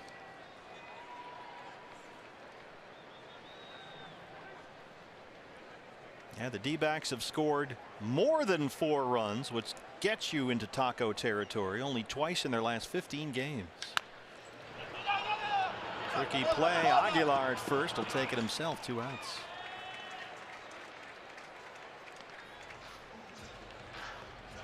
Not the easiest play ever there, with a freight train bearing down on you. Here's Descalso, who walked and scored his last time up. Now, there's a lot of moving parts on that play we just saw right there. You got the first baseman scooping the ball. He's going to try to take it himself. The pitcher's running over to cover first, and as you said, the freight train's trying to beat it out for an infield hit. A lot of bodies coming together down there at first base at the same time. Shift is on for Milwaukee.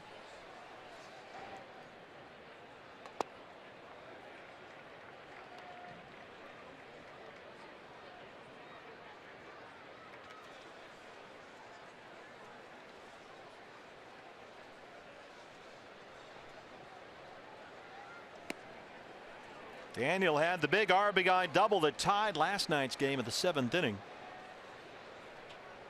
Just another big hit for him. He's hit safely now in 7 of his last 8 games.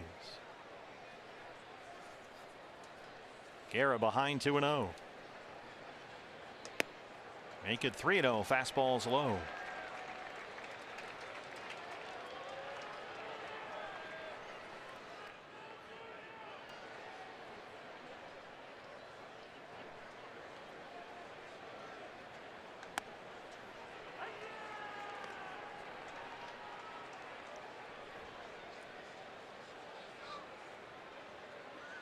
I wouldn't be a bit surprised to see Daniel Descalso take another pitch, even if it's in the strike zone. His job right now is to get on base for Goldie.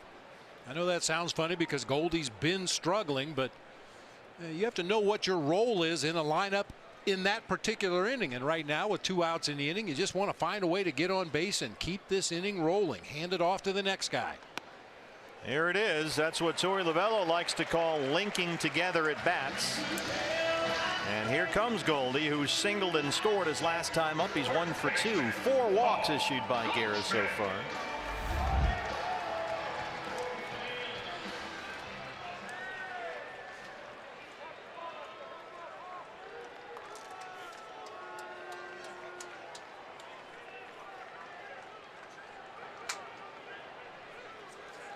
Is this the moment?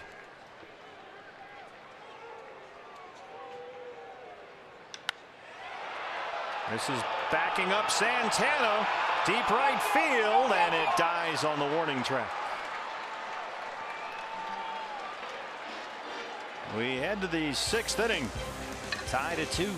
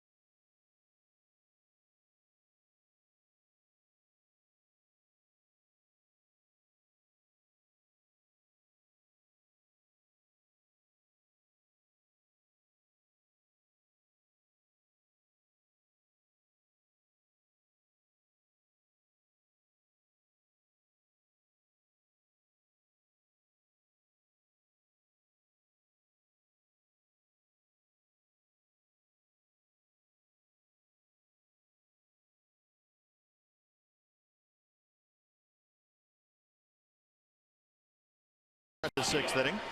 Fans enjoy afternoon baseball here at Chase Field with matinee price tickets. The next matinee game is coming up Wednesday against Milwaukee. Another one against the Reds Wednesday, May 30th. Get your matinee tickets now. dbacks.com/matinee. Get a price break on your seat. Jesus Aguilar leads off the Milwaukee 6th against Patrick Corbin, who set down 6 in a row. Patrick so far has walked 1. He struck out 7. Aguilar has struck out, grounded out 0 for 2.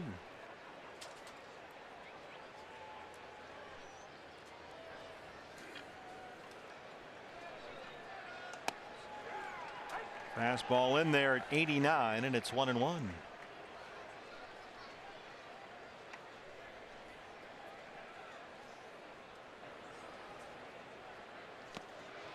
Good slider, swing and a miss.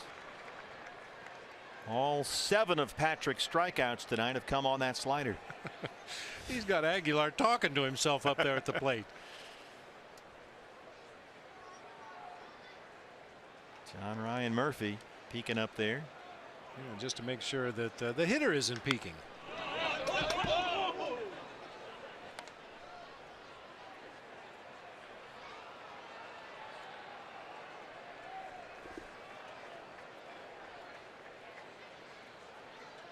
Aguilar, Shaw, Perez, 3, 4, and 5, and the Brewers 6th.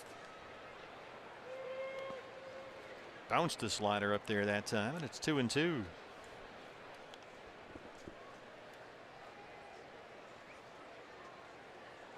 Patrick has yet to allow more than 3 runs in any start this year. And he's right on course here.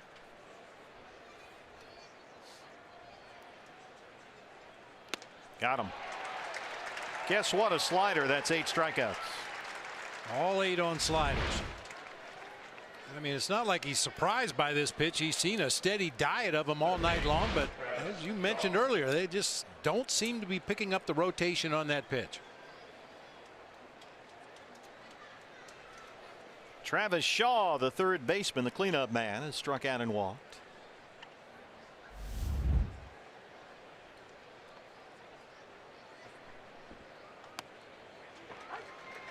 Slider off the plate a bit, 0-1.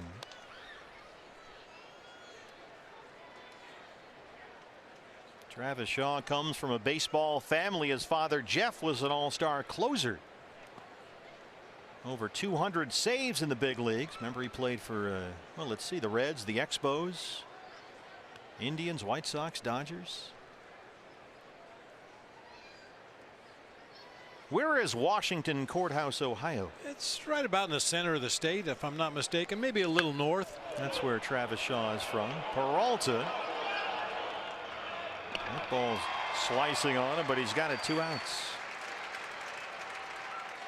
I always like to, you know, play Ohio trivia with you. It's a big state. It is. The Buckeye State.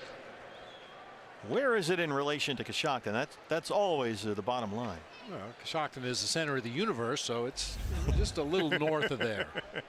Hernan Perez has struck out and singled. There's a little tapper that stays fair. Patrick's on it. And he has now retired 9 in a row. Bottom 6, we're tied at 2.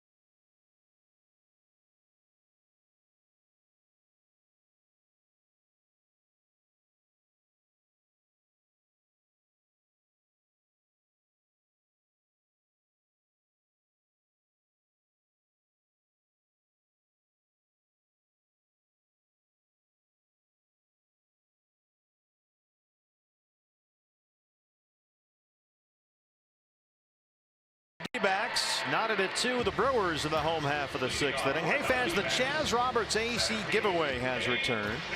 You can nominate a family or a nonprofit organization that needs a brand new air conditioning system by logging on to chazroberts.com/coolplay by June 30th to make your nomination. A.J. Pollock, Steven Souza Jr., Ketel Marte in the 6th inning. Talk about against run Junior prevention. Guerra. How about that? Yeah.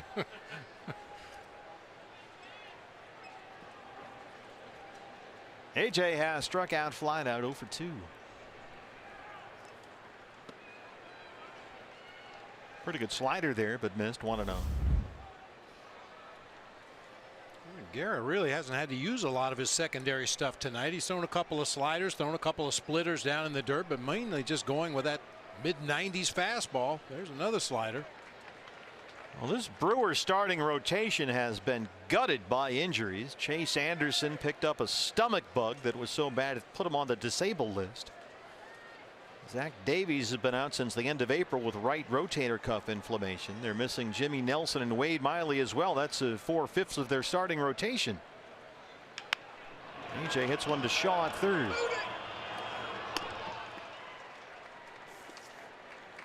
Time for the Coors Light refreshing finish. Steven Souza Jr. His first extra base hit as the D-back, and RBI double in the 4th inning. Break the seal on that. Hopefully many more clutch base hits to come with runners on base.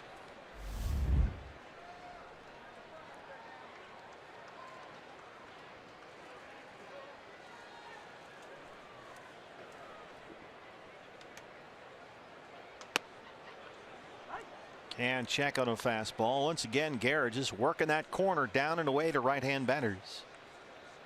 Brewers put 3 infielders on the left side.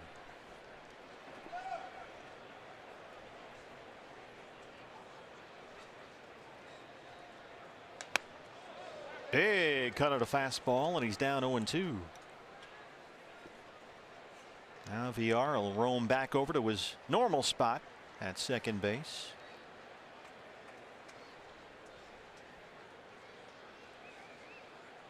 Arcia closer to the bag at shortstop.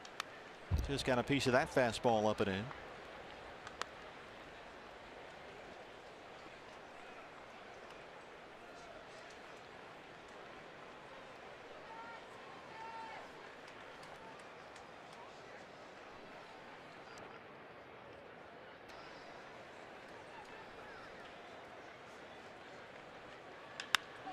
This is hit to Perez in left. Allowed out number 2. Almost snuck over his head out there in left field. That ball was hit a lot harder than Perez realized. Leap up at the last second to make the catch. Ketel Marte is grounded out and walked. He's 0 for 1. Working on a 5-game hitting streak.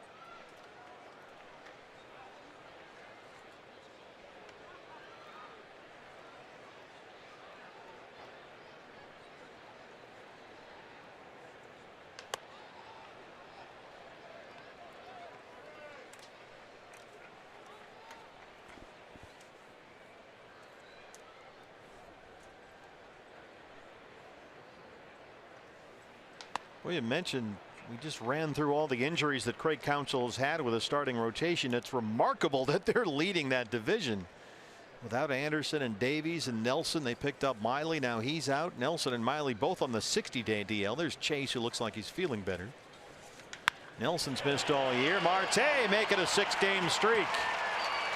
There's a 2-out knock. He's looked much better at the plate the last week or so.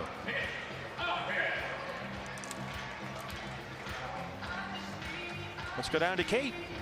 Well, guys, Tori, very complimentary of Marte today, just saying how he really's found a good rhythm, and he said he owes it all to Ketel and what dedication he puts into it, getting to the ballpark early these last couple of weeks to work with Magadan to really just try and find that swing back. He said he was very humbled by the stretch he went through when he wasn't used to that swing he was having, but now it seems like he's coming back, and Tori says, hey, it takes one hot bat to ignite this offense. Yeah, things from the left side for Ketel, who's a switch hitter, got a little out of whack, and as you mentioned, he's worked on that a lot with Dave Magadan recently, and the results are starting to show.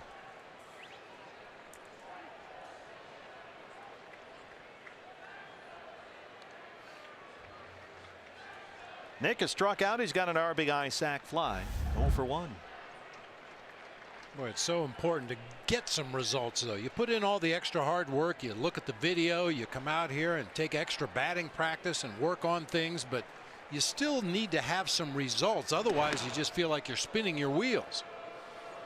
I mean, even if your swing is improved and you're making solid contact and hitting long fly balls and line drives for outs, that doesn't really help you much. You want some results.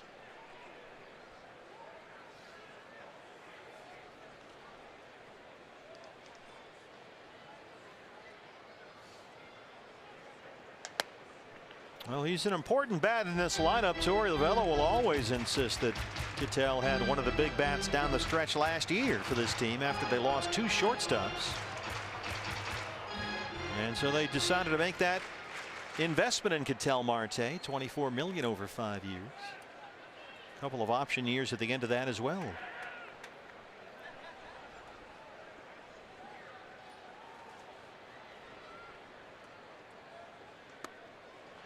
That one missed just below the knees, and Nick's ahead 2-0.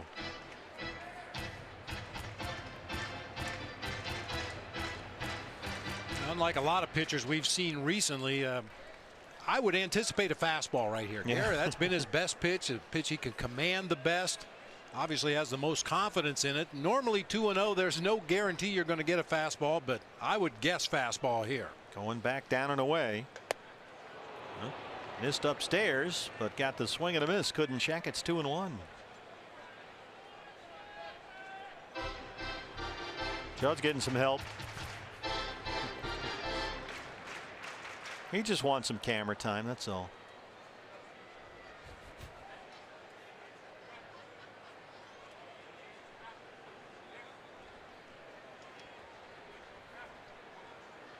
Two balls and 1 strike.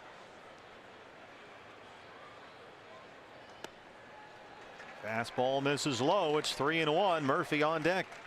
And once again, a favorable count. We talked about it as a key to the game. Try to get yourself in favorable counts against Guerra and then sit on that fastball. He's walked 4 so far, only 1 of which is scored. That was Descalso to start the 4th.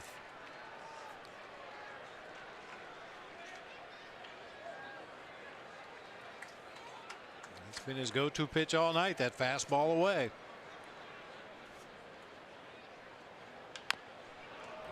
Missed all the way across the plate that time. Yeah, he's starting to spray it around there. It's full 3-2.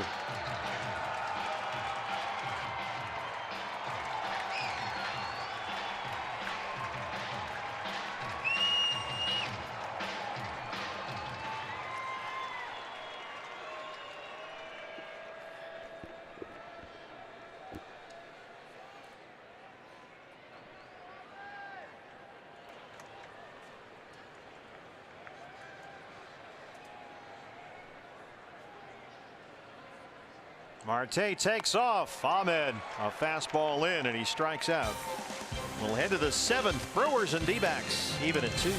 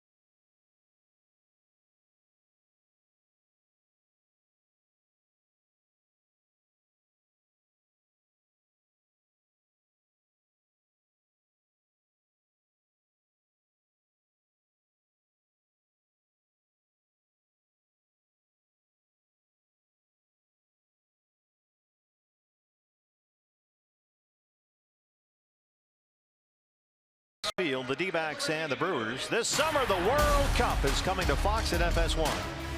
Every match live, over 300 hours of World Cup coverage. It's the world's biggest sporting event, and it begins June 14th on Fox and FS1.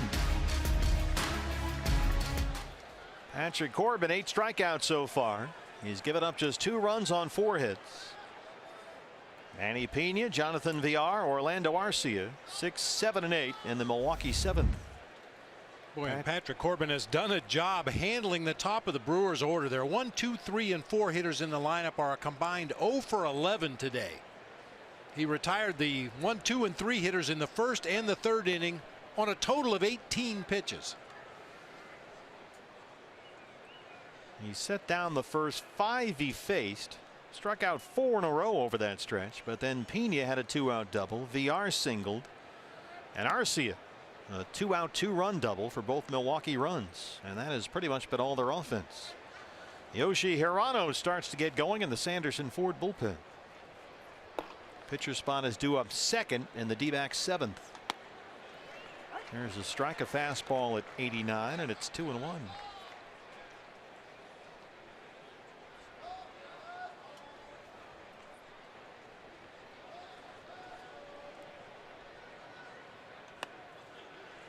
There's a good fastball, 2-2. There's Pena out of Venezuela, 12 seasons in the minors, 8 years of winter ball. Last year, 83 starts behind the plate. Now he's their #1 catcher as they moved on from Lucroy, and he's done a good job for him. Full count, 3-2.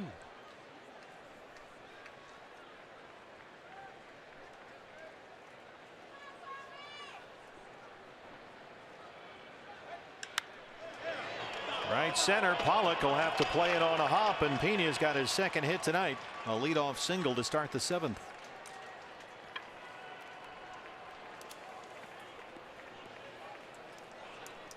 Here's Jonathan Villar.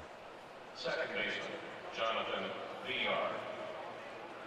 Andrew Chafin will join Yoshi Hirano in the D-back bullpen. Villar has singled and struck out. He's also scored a run. Came home on the Arcia double back in the 2nd.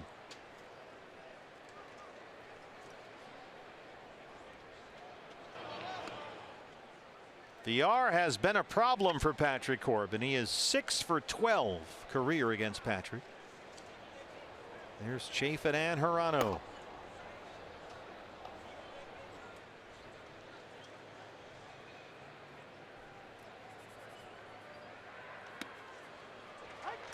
Slider right there at the knees.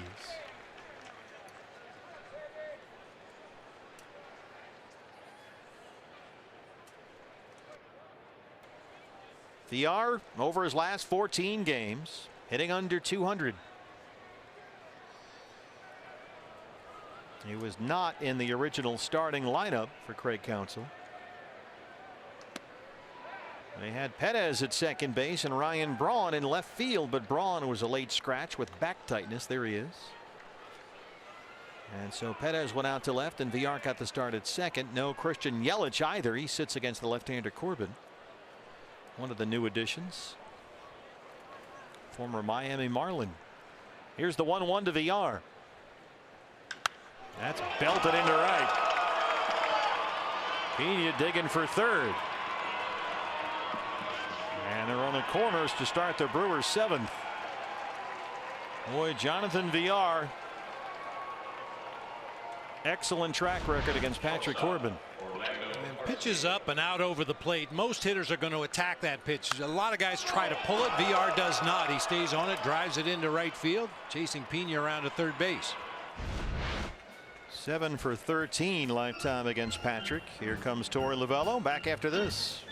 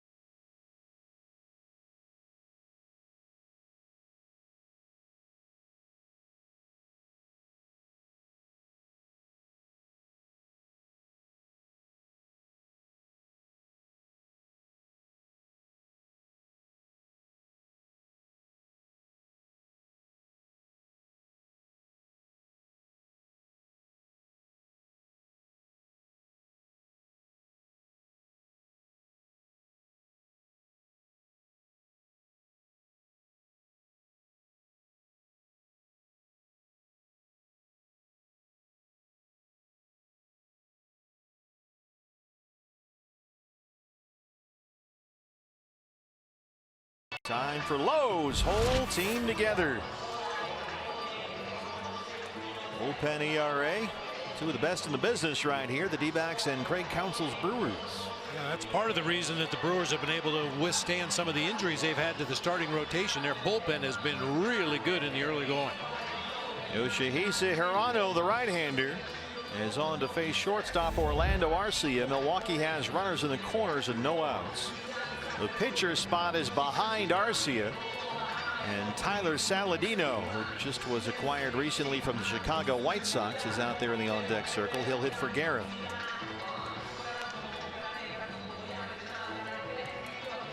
Hirano has proven to be a tremendous pickup by this front office of the offseason. Got a 2-year deal, and we're finding out why. Well, first and foremost, he's a strike thrower. He doesn't usually pitch himself into jams. He got a fastball that he can locate extremely well. That split finger usually results in a ground ball when hitters make contact against it. Arcia has Milwaukee's big hit. A 2-out, 2-run double in the second inning. Nobody out. Pena is at third and Villar at first. Villar has very good speed.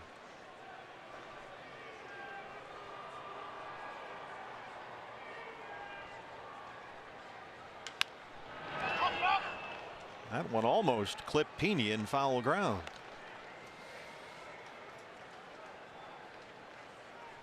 D-backs do not bring the infield in here.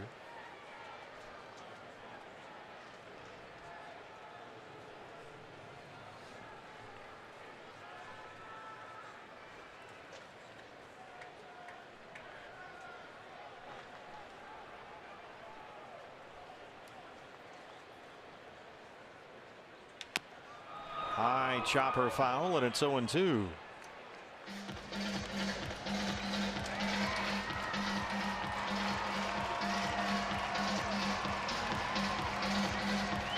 This is a very good Milwaukee bullpen, as we just showed you, and one big reason why has been that young man right there, the lefty Josh Hader.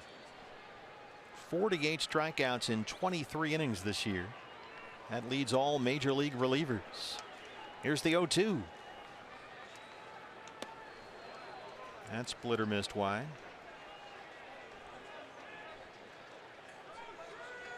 And now Saladino has gone back to the dugout, and Christian Yelich is in the on-deck circle. He will hit for Guerra.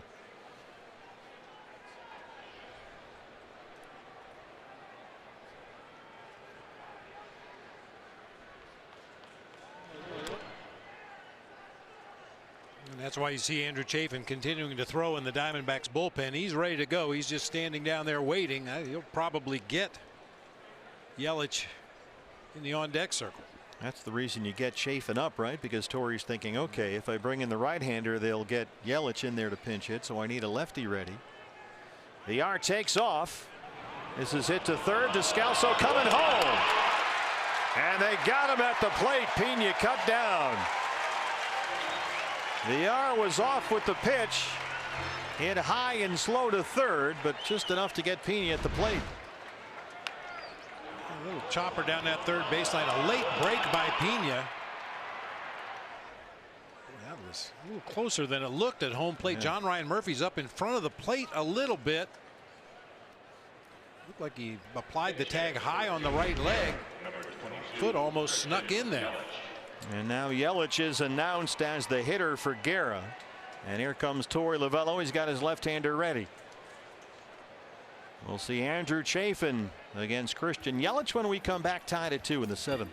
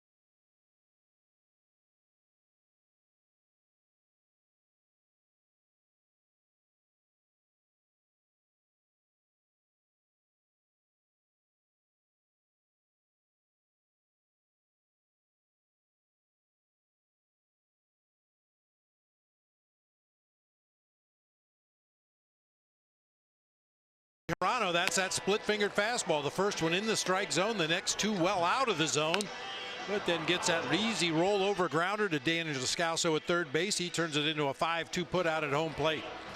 Nationwide Vision Centers gives us an eye on the game. Here's the Sheriff, Andrew Chafin, on to face the left-hand pinch hitter Christian Yelich. And a 2-2 game of the 7th inning, Andrew's 20th appearance of the year. Now Yelich versus lefties this year has done all right. 244 with a homer. That's in 41 at bats, but it's been a slow month for him. Just 1 for 13 versus left-handers this month with 5 strikeouts. 287 on the year. The R's at second, Arcia at first, and 1 out.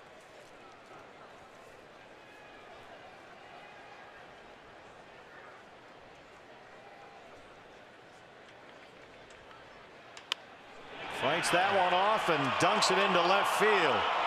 The R coming home. Here's the throw from Peralta. Not in time, and it's 3-2 Milwaukee.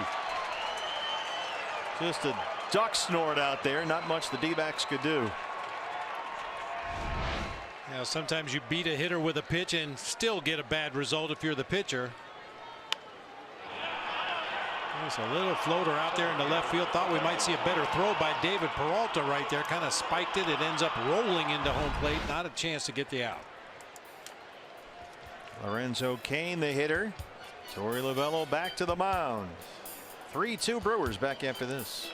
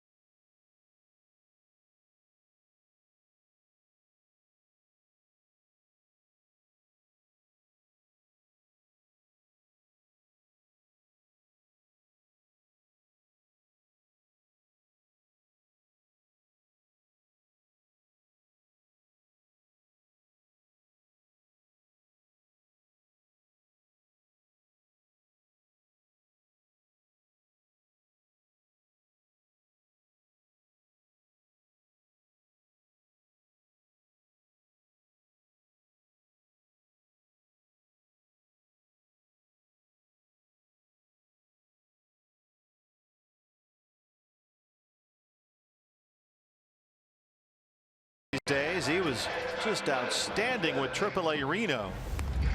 He worked an inning last night against Washington, had a walk and a strikeout. Sherfy, in 11 appearances with the Aces, had 7 saves, 18 strikeouts in 12 innings. Went through an injury in spring training, so his progress was stalled a bit, but he's the 4th pitcher of this 7th inning for Torey Lovullo.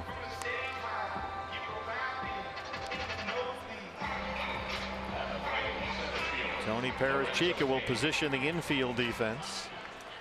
And the batter is Lorenzo Cain, who's 0 for 3.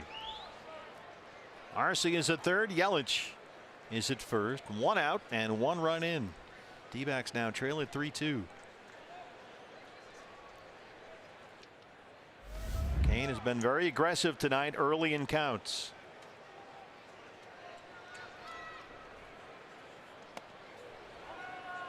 Slider spins him around. Jimmy's shown a slider and a very good curveball.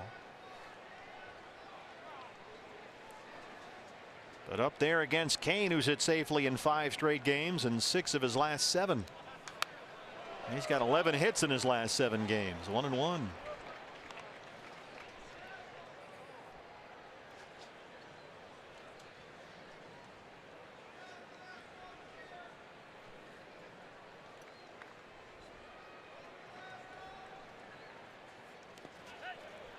John Ryan gets out there, gets in front of that slider. Well, not only keeps the runner at third, but keeps the runner at first, keeping the double play in order right here. Slider over in that left-handed batter's box. Just get a piece of it with the leather, knock it down. Yelich is an excellent base runner at first base. 16 stolen bases last year in Miami. They'll keep an eye on him down there.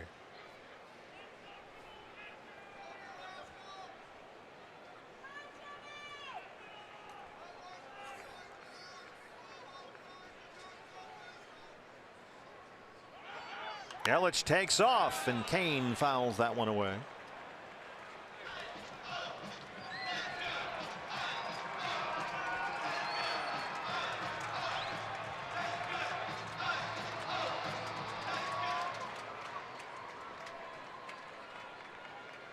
Another slow night for the D-backs offense. Only 2 runs on 3 hits.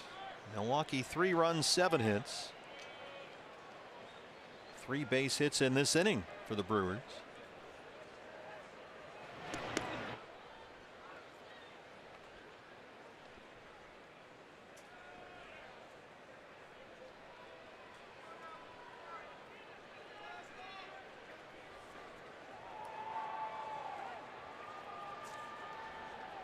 D-backs atop the NL West, a 2.5 game edge over the Colorado Rockies. Rockies at Petco Park tonight. They lead the Padres 3-2 in the 5th. Yelich takes off again. That one misses inside. No throw for Murphy. And Yelich gets second base.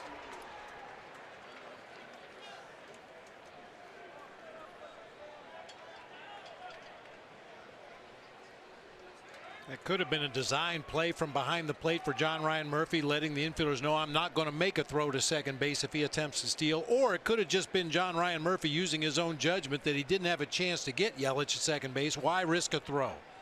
Got to keep your eye on Arcia down there at third. Now the infield comes in for the D-backs. Full count on Lorenzo Cain, 3-2.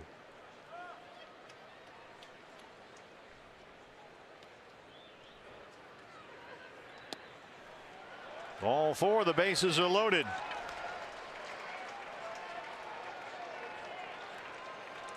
Domingo Santana 0 for 3 is the hitter. And with the way he looked against Patrick Corbin's slider, I want to try a breaking ball or 2 in this situation. Here's Mike Butcher. Santana struck out twice, grounded out in 3 at-bats against Patrick.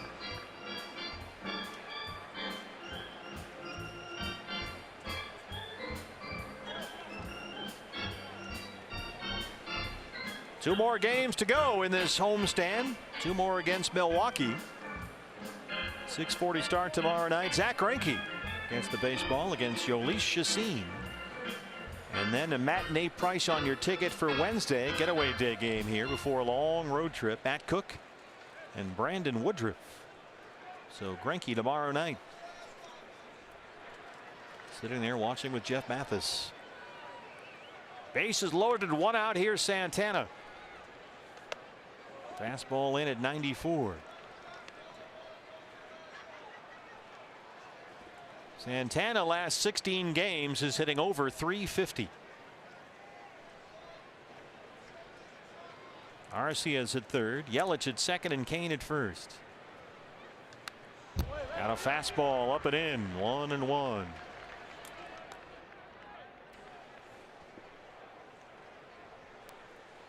Santana coming off a 3-hit game in their win at Colorado yesterday.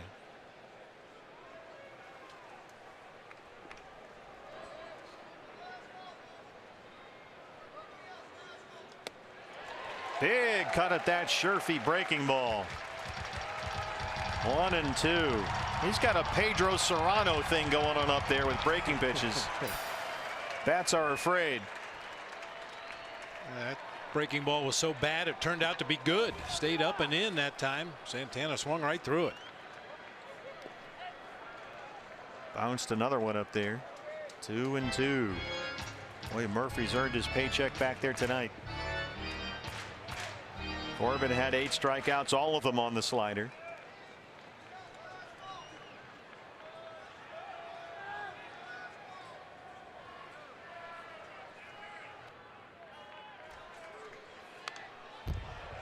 Got a fastball at 94.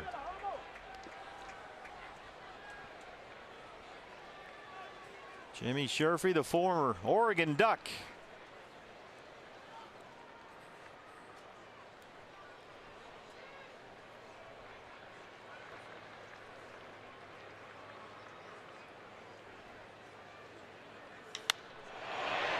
This will back up Souza in right field. He's got it on the warning track. Here comes Arcia. Yelich moves up as well.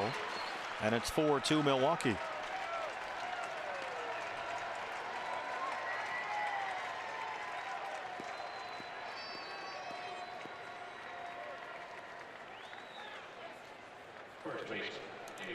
Sure, if he's just leaving a couple pitches up and out over the plate. Brewers have had some good swings at him. That time an RBI fly ball to deep right field. Souza able to run it down, but the run scores and Yelich advances on to third with 2 outs in the inning. For Jesus Aguilar, 0 for 3, couple of strikeouts against Corbin. Brewers with 2 in the second, now 2 runs in here in the 7th.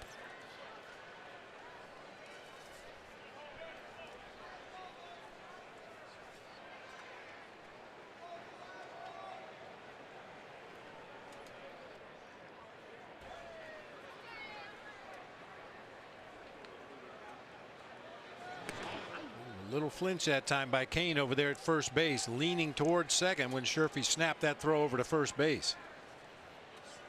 Kane can still run. He swiped 26 bags last year. 8 steals in 10 attempts this season. And there he goes. Here's the throw for Murphy. Nope, he holds up again with Yelich down there at third. Second time in the inning the Brewers have run that play. Yeah, that one's on Jimmy Sherfy. He just did not make Lorenzo Cain stop over there. He got his lead and then took a big step toward second base, and when Sherfy picked up his leg to deliver home, Cain just kept on going. Now a single can tack on 2 more. 1-0 on Aguilar. Drops a breaking ball in there. 1-1.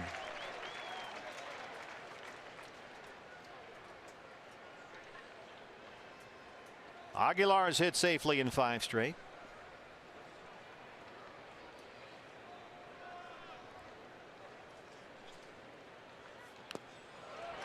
Waves at a slider. 1-2.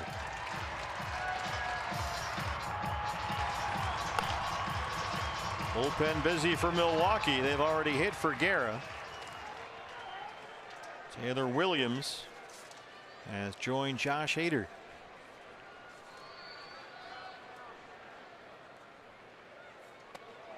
Spun him around with a breaking ball up and in.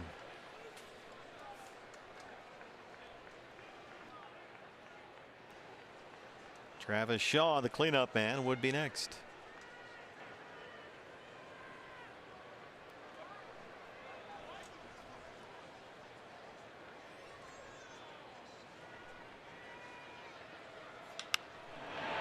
Peralta in left field. And Sherfy gets out of the 7th, but Milwaukee gets 2. D-backs down 4-2.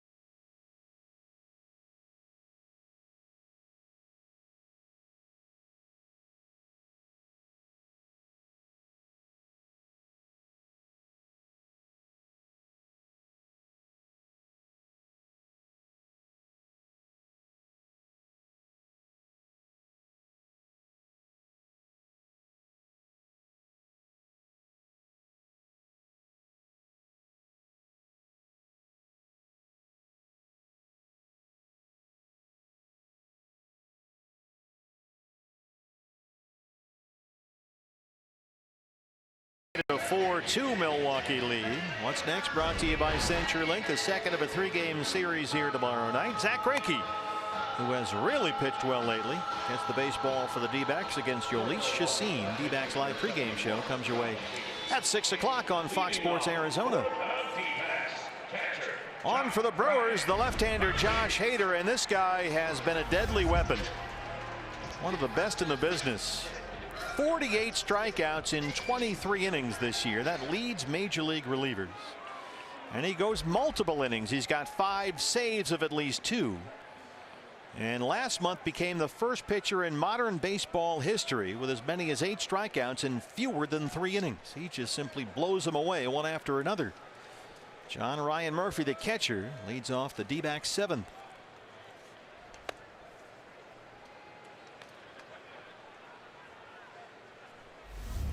John Ryan has walked and flied out.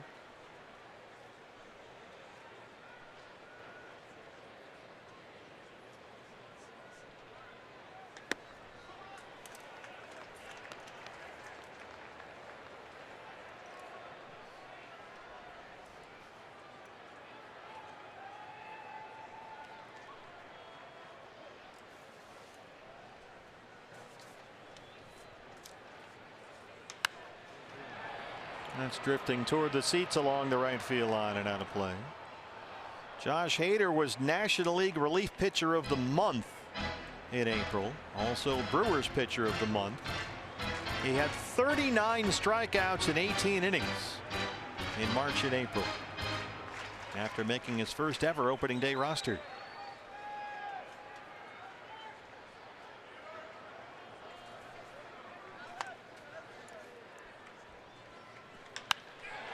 Base hit. John Ryan Murphy gets it started. Santana bobbles the ball out there but gets it back in quickly. And now Chris Owings will hit for Jimmy Sherfy. Actually, I think that was Hernan Perez out there in right field. Some shuffling by Craig Counsell. Yelich stays in the game in left. Perez moves over to right field. Domingo Santana out of the ball game. Good start here. John Ryan Murphy with an opposite field base hit. Here's CO.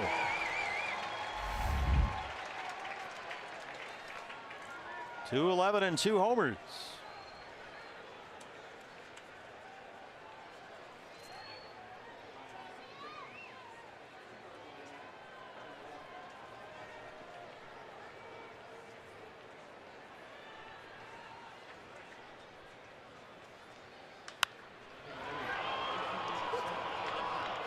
That is one more time. 1 out in the 7th. Here's David Peralta. Well, Hader cannot be a fun at bat for a left-hand hitter.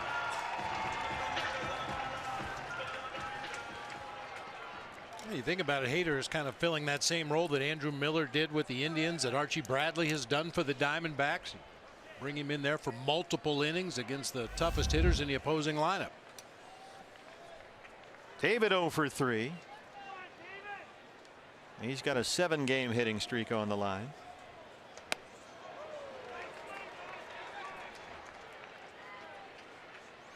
Yeah, lefties are 1 for 23 this year against Hader. That's an .043 batting average. 16 strikeouts in 23 at bats for left-handed hitters. Ouch.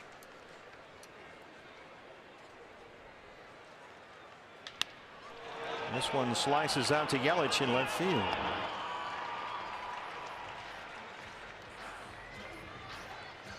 And now Daniel Descalso gets a chance.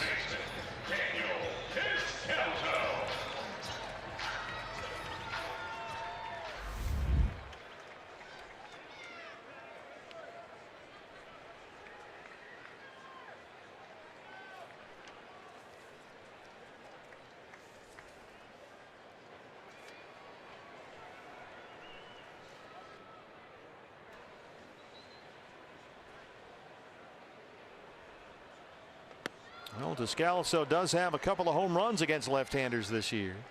Got the slider that time. It's 0-1.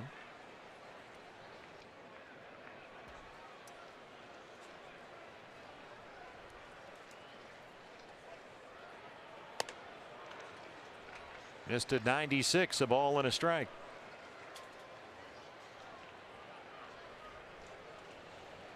R.G. Bradley, Fernando Salas warming up at the D-back bullpen. Fastball right there at the knees. 1-2. Milwaukee will have Shaw, Perez, and Pena due up 4, 5, and 6 in the 8th inning.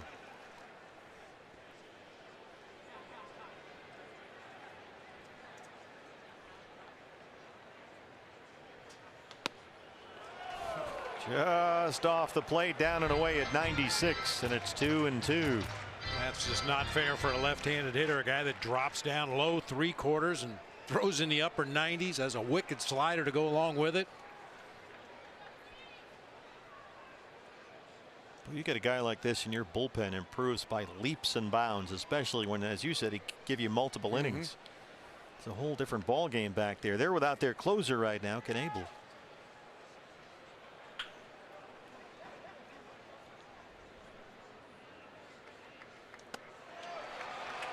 Swing and a miss. We head to the 8th inning. D-backs down 4-2.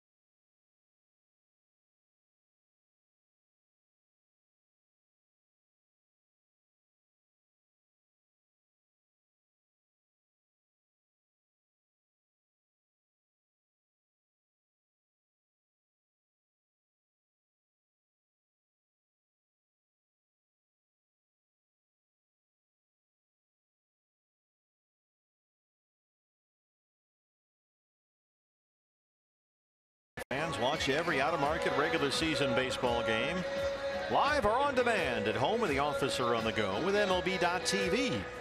It includes MLB at Bat Premium. That lets you watch live baseball on your favorite supported devices. Blackout and other restrictions apply, so visit MLB.tv. And that's where you go to find all the details there on the www. www.click, which in this case stands for Wisconsin Badgers. Fernando Salas on to work the 8th inning, his 19th appearance of the year. Shaw, Perez, and Pena 4, 5, and 6 due up for the Brewers.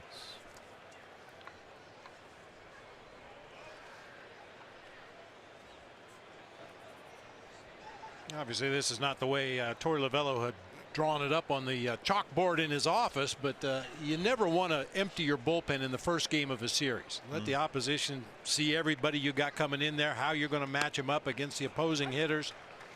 Salas, the 5th pitcher for the Diamondbacks tonight. Travis Shaw, the cleanup man, has struck out, walked, flying out. He's 0 for 2.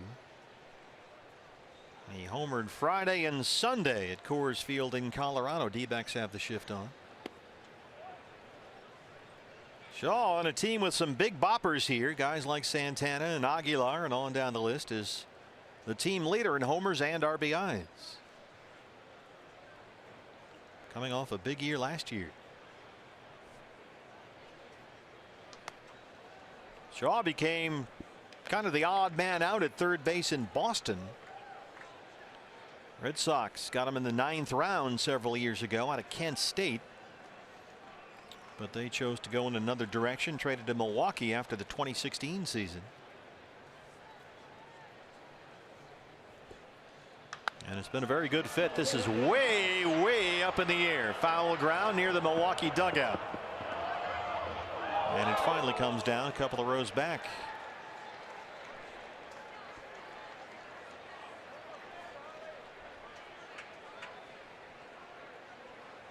Now with 2 strikes, Descalso and Ahmed will change places in the shift. Nick goes over to the shortstop spot.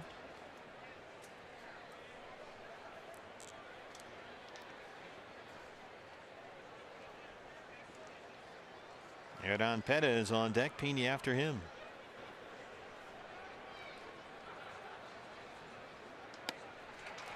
Waves at a fastball, and Salas strikes it out.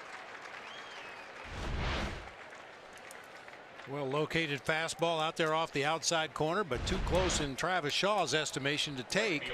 Just a feeble swing at that one. Perez singled in the 4th. He's 1 for 3.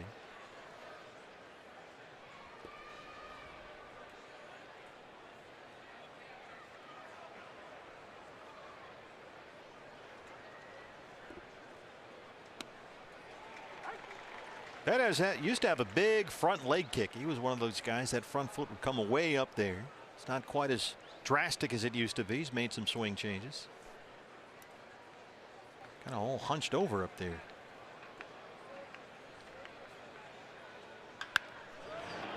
Right to Nick Ahmed at shortstop. 2 quick outs for Fernando Salas. Here's the catcher, Manny Pena. Good night for Pena. He has doubled, singled, and scored a run. 2 for 3.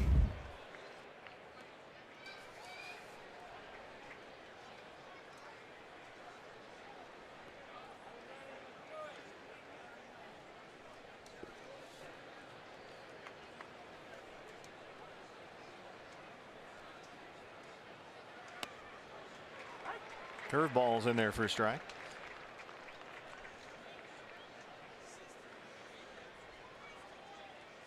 Giants have come back at home to take a lead over the Reds 6-4. They're in the 6th inning. Rockies lead the Padres in San Diego 6-3 in the 6th. A little too far off the plate for Todd Tishner that time.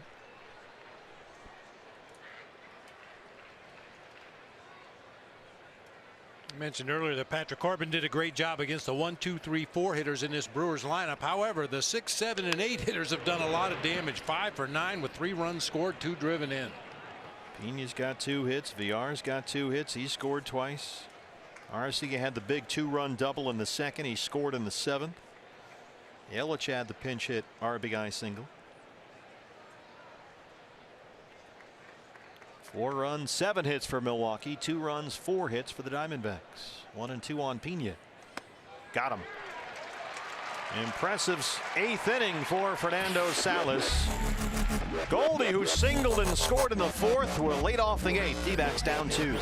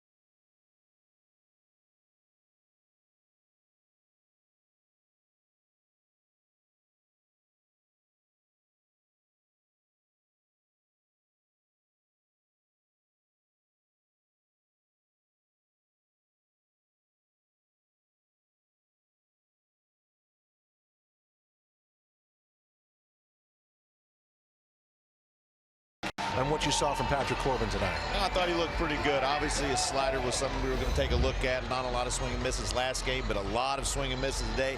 All of his 8 strikeouts came on that, so a nice job there with the slider tonight by Patrick. And more to talk about because Steve will send it back to you. There's plenty of work to be done by the Arizona Diamondbacks. Up to the booth. You're right, Todd. Goldie will lead it off here against Hader in the 8th inning. Ball tonight 1 for 3. Singleton scored in the 4th inning when the Diamondbacks got 2 to tie it. Milwaukee added 2 in the 7th, take a 4-2 lead. 94 in on the hands, 1-0.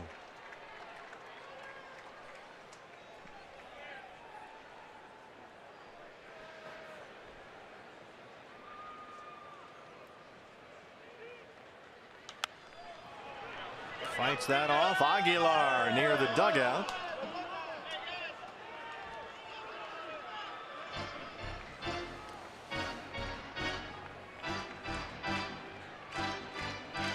Goldie trying to dig his way out of a 4 for 47 in May. He's hit the ball really well tonight. 2 loud outs to deep right center, along with a single in the 4th.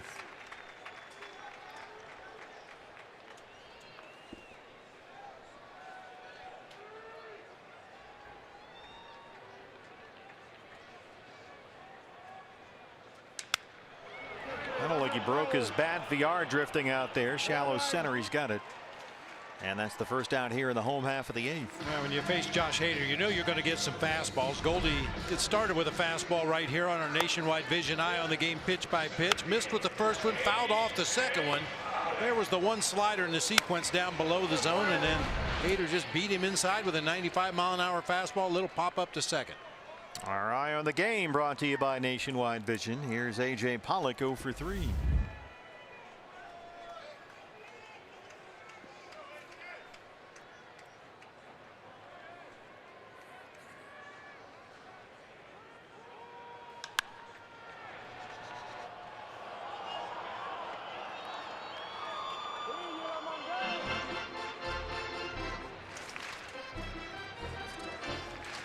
Don't forget, fans, the D-backs ballpark summer pass is back. That was just announced this week. They're selling out quickly. Limited quantities available. dbacks.com/summer. You get a ticket to every home game in June, July, and August. 40 home games for $80.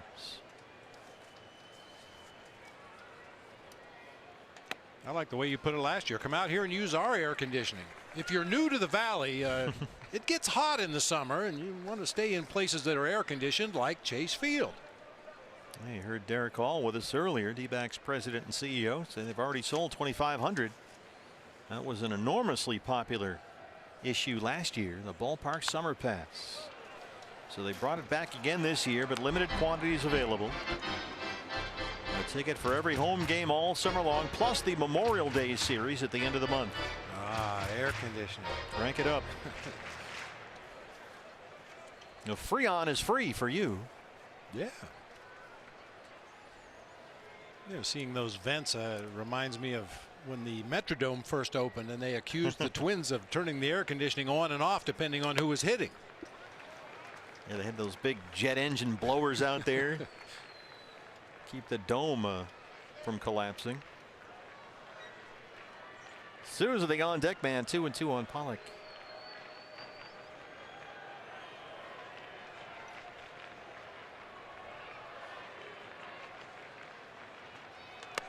Boy, this guy just comes at you with long hair. He's all kneecaps and elbows. Josh Hader. Boy, and he's got great stuff, no doubt about that. A high velocity fastball, a nasty slider, but he really hides the ball well. Hitters don't pick it up until it's well on its way to home plate, and by then it's too late. Steven Souza Jr., his first extra base hit as a D-back, an RBI double in the 4th.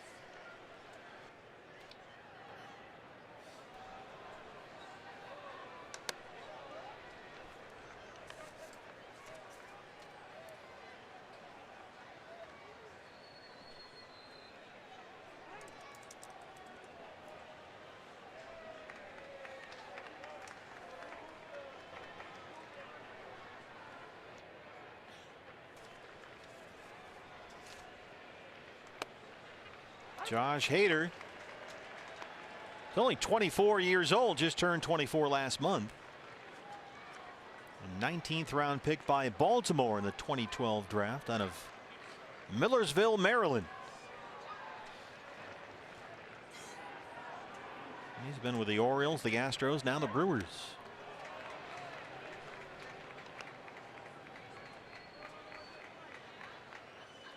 Brewers picked him up in that deadline deal 3 years ago that sent Mike Fiers and Carlos Gomez to the Astros.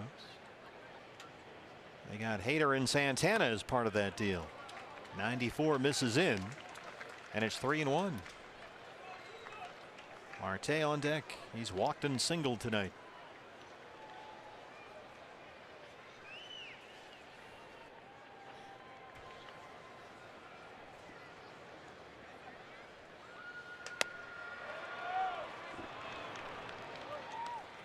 Full count, 3-2.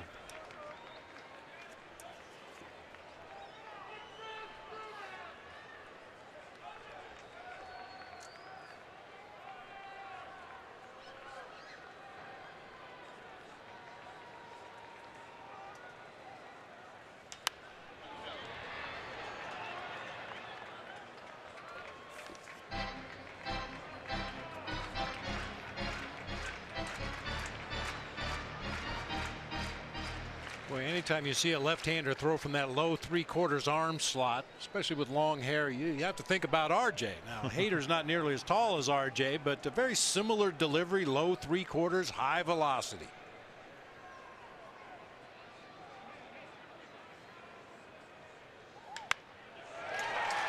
Souza, his second hit tonight, knocks it into center, a 2-out single.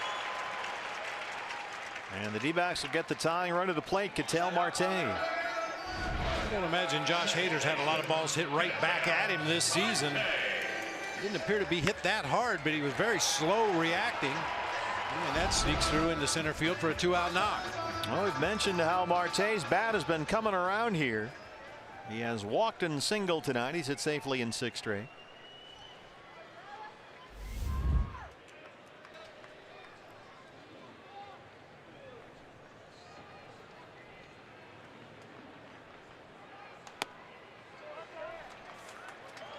Todd Tishner's nibbled at that pitch from time to time, but that one's a ball. That fastball down and away to right-hand hitters. Here's the 1-0.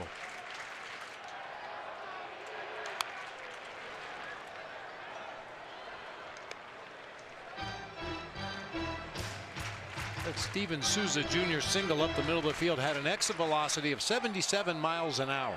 Smoked it. Just hit it in a good spot.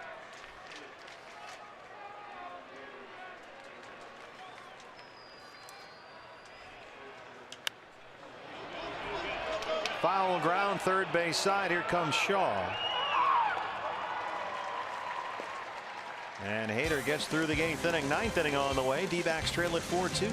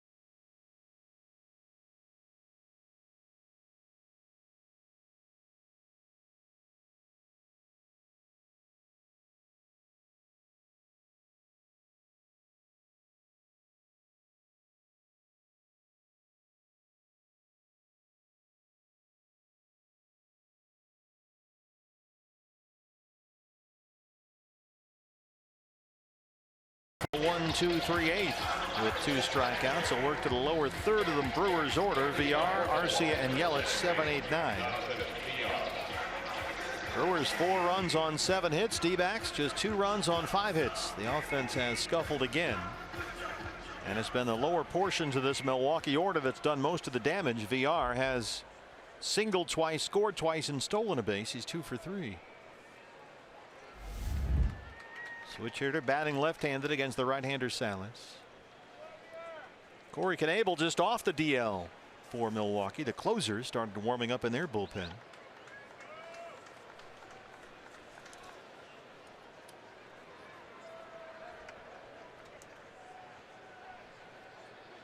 VR trying to bunt his way on. That rolls foul.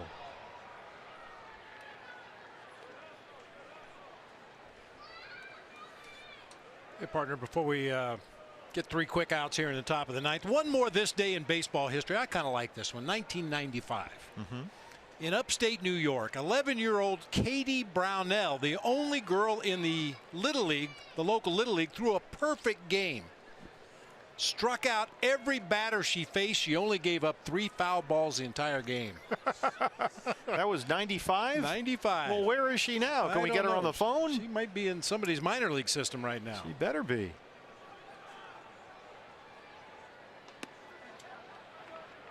Yeah, and since she was the only girl enrolled in that Little League, the local Little League there, big crowd. They said there were a couple hundred people there, parents, friends, family. What a moment for Katie.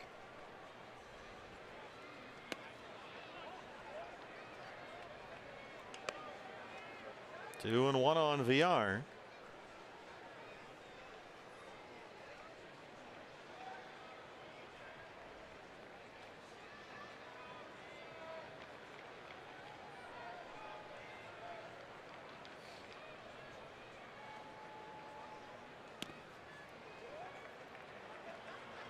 Brewers came into tonight out front in the National League Central, a half game ahead of both the Cardinals and the Pirates.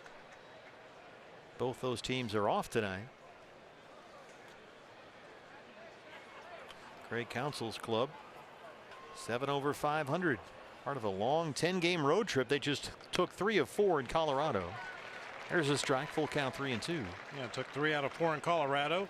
Took 3 straight against San Diego earlier this year. They're 6-1 against the West going into play tonight. They'll play 3 in Phoenix, then finish up with 3 at Minnesota. Target Field against the Twins.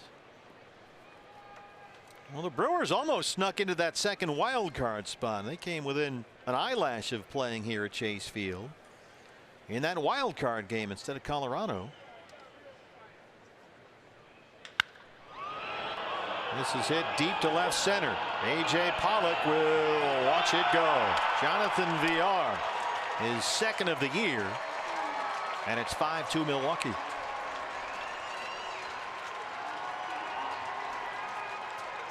Well, you were talking earlier, Bob, about the bottom of this order. It's done all the damage tonight for the Brewers. And it's been big damage at bad times, too. Fastball up and out over the plate that time. VR doesn't hit a lot of home runs and doesn't have a lot of opposite field power, but gets enough of that one to get it out of here to left center.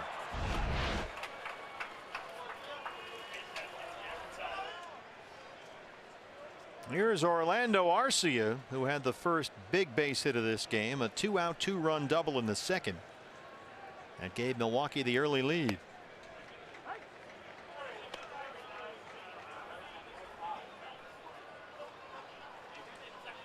Well, the Brewers were in first place last year for a total of 65 days. They were out front in the NL Central for a while.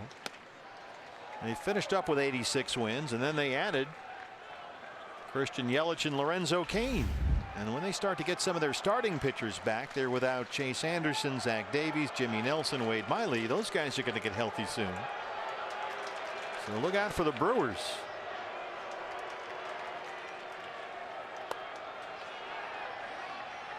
He didn't go, says Alan Porter. 1-2. Jimmy Nelson hasn't pitched all year. He's been out with shoulder trouble. Jimmy's down. Jimmy's down. Zach Davies was terrific for them. He's been out since the end of April with a right rotator cuff problem. Chase Anderson's got the flu bug. Salas gets his 3rd strikeout. You mentioned that the Brewers, after playing the Diamondbacks this 3-game series, have an off day before playing in Minnesota. And I talked to Craig Counsell, and he's going to fly home Wednesday night to Milwaukee. See his lovely wife Michelle. He's got a couple of sons, Brady and Jack, 2 daughters, Finley and Rowan, and they're all involved in summer sports, whether it's soccer or t-ball or Little League. So he's going to sneak home for a day, see some soccer games, some Little League games, and then head off to Minnesota to join the team. Oh, good for him.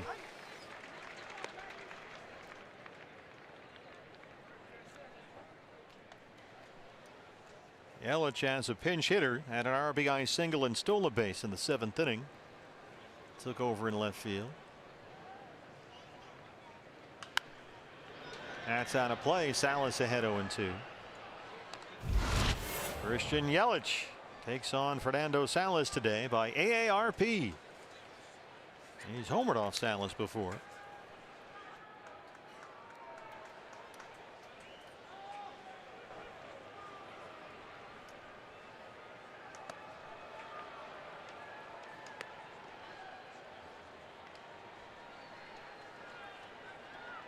Yelich traded from Miami to Milwaukee in January.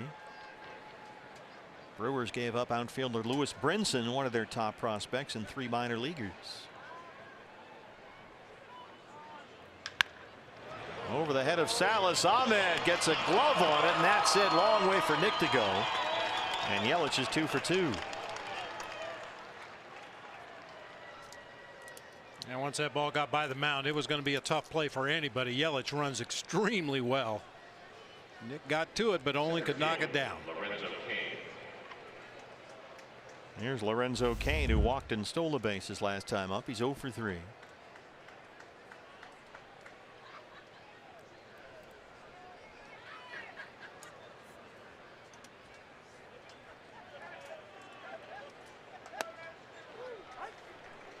Diamondbacks in the home half of the 9th inning. We'll have 7, 8, 9 due up. Ahmed Murphy in the pitcher's spot. Here's Knebel just off the DL after a left hamstring problem. The closer they just got back warming up.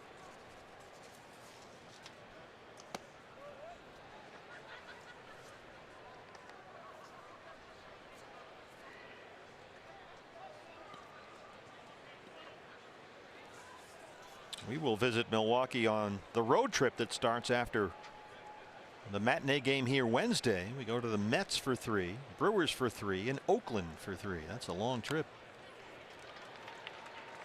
3 in New York over the weekend, Friday, Saturday, Sunday. And then 3 at Miller Park starting a week from tonight. And then we go to Oakland. Are you going to that one? Yeah. You're going to Oakland. Well, this is a reunion tour for me. You know, that's true. Mel we is go to there. New York. Glenn Sherlock's there, a guy that was on my staff here in Arizona. Then we go to Milwaukee. Craig Counsell played on my teams, and go to Oakland. You got to see Mel. The Brenly tree is in full bloom.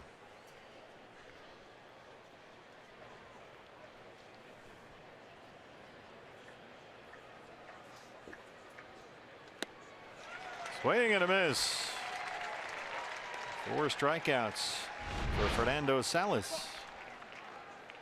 Drives that fastball down below the knees there. Just a pure 4-seamer right over the top. Just had that good downward plane that pitchers always look for. Well, here's the pitcher's spot, now second in the Brewers order, and Tyler Saladino will hit. 5 for 15 with both the White Sox and the Brewers. Sold to Milwaukee in the middle of last month.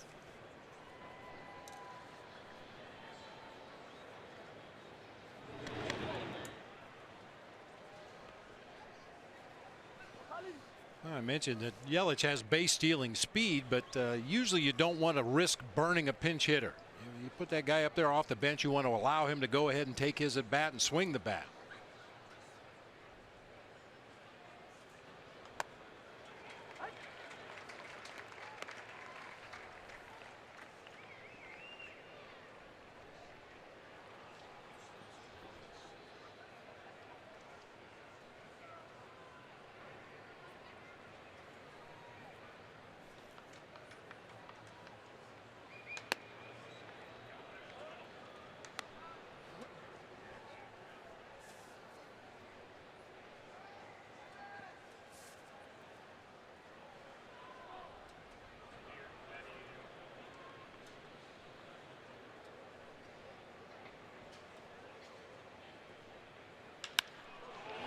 Center field for AJ. He can't get it. Pollock's down and it rolls to the wall. Yelich coming around to score. Saladino is coming in. Here's the relay, and he is in there. An inside the park home run for Tyler Saladino. And it's 7-2 Brewers. Make sure AJ's okay out there. He laid out. Got behind him and went all the way to the 413 mark. He went down hard. The glove came off. You could see that left wrist kind of roll underneath. He immediately checks it. Boy, that happens so often with those outfielders when they're fully extended trying to reach out there and make that diving catch. Just don't have much body control at that point. He really rolled over hard on that left wrist. He's kneeling down. Now he's standing up out there. Ryan DePanfilo. Torey Lovello right behind, sort of flexing that hand or thumb.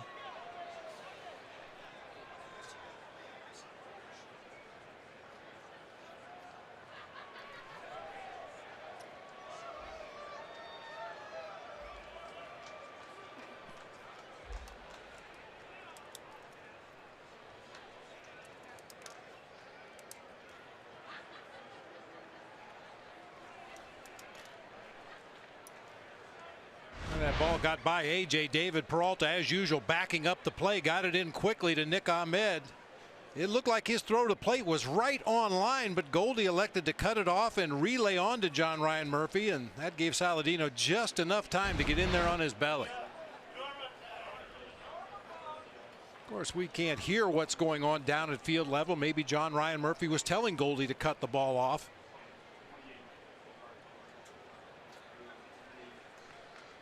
AJ is going to come out with Ryan DePanfilo. So Milwaukee with 2 in the 7th and now 3 in the 9th, and AJ Pollock is walking off with a trainer. It's gone from bad to worse.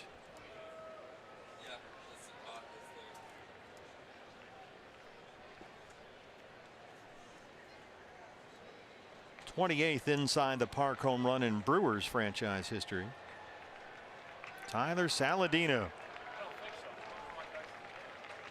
It looks like Torrey's going to insert Devin Marrero at third base.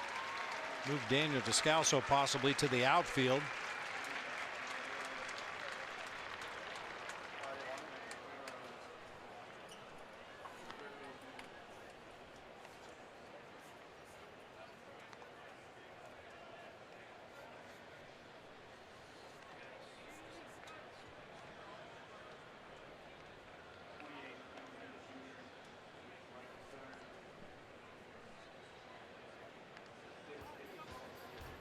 Peralta's going to move over to right field, and Souza will take over in center.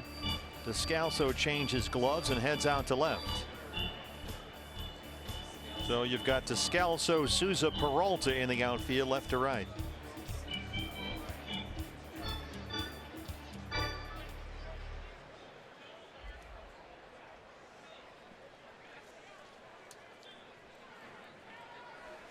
The batter is Jesus Aguilar. 7-2 Brewers.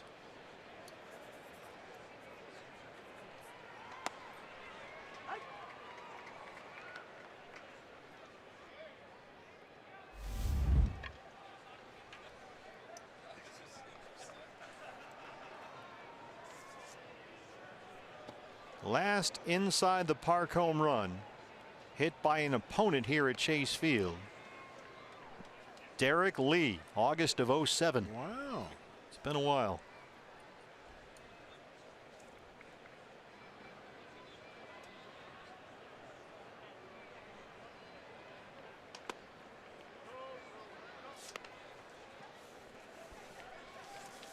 Well, Corey Knebel, the closer, will sit down now with a 5-run lead. Taylor Williams, the right-hander. Looks like he'll get the 9th inning.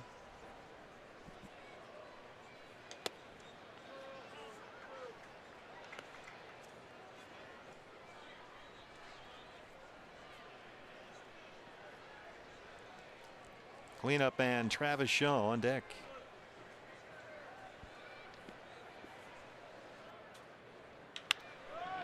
Nick Ahmed at shortstop. So we head to the home half of the ninth inning. D-backs down 5.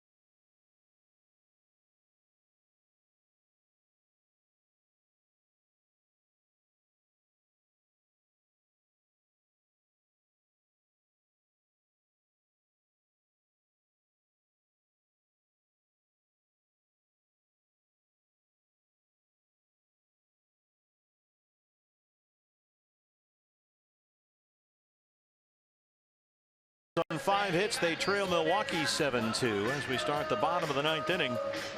And on for the Brewers, the right-hander Taylor Williams, who was brought up in early April from AAA Colorado Springs and has 21 strikeouts in 13 innings.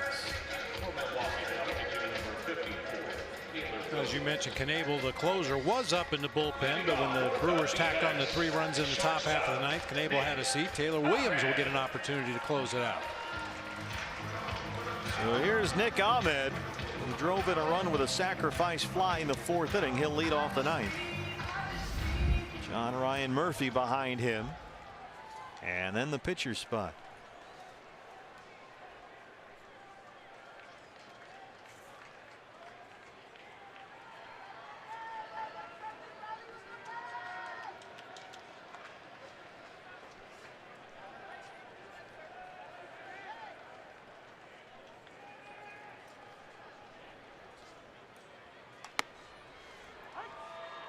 Time gas from Taylor Williams, 96 on that outside corner.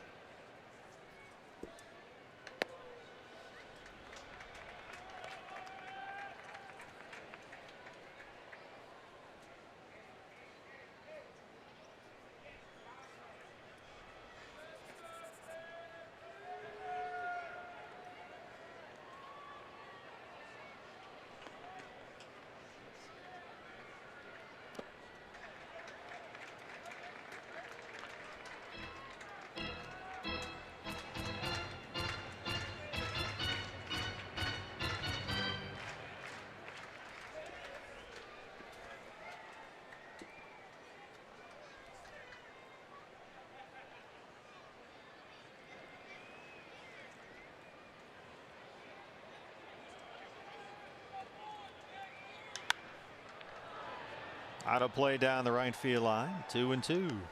And Taylor Williams missed 2 complete seasons with Tommy John surgery, 2015 and 2016. He had always been a strikeout pitcher even before the Tommy John, but his velocity is way up and the strikeouts are way up since coming back.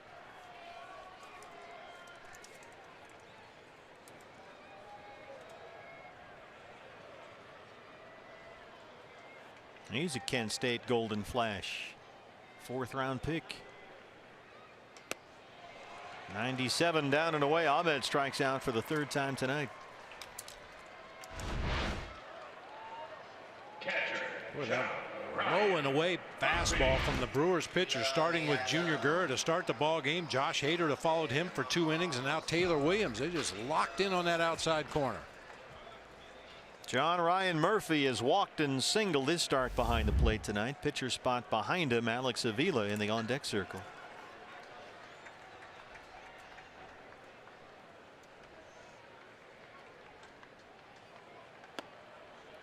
'97 at the knees, 0-1.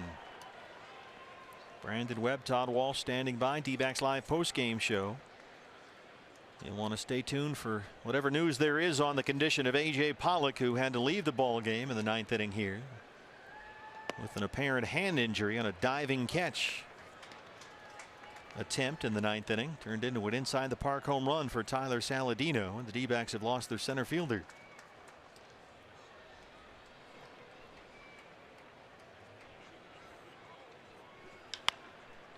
So you'll get that update as soon as our ball game ends here on Fox Sports Arizona.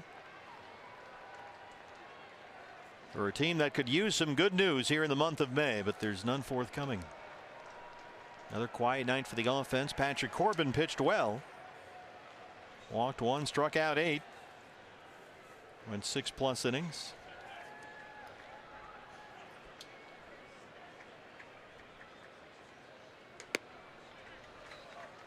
This Brewers relief staff, we've already seen Hader. We're looking at Williams right now. They've got Knebel back.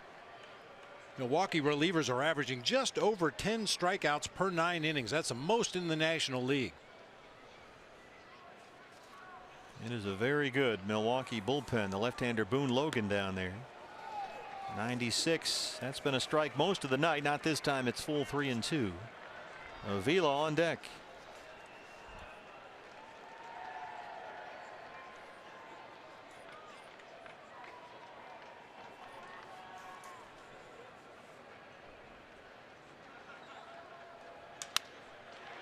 Center field for Lorenzo Cain, makes a nice running grab.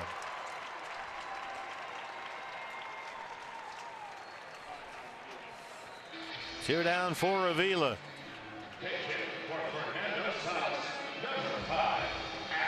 Alex hitting 130 with 2 homers. He has struck out in 7 straight at bats.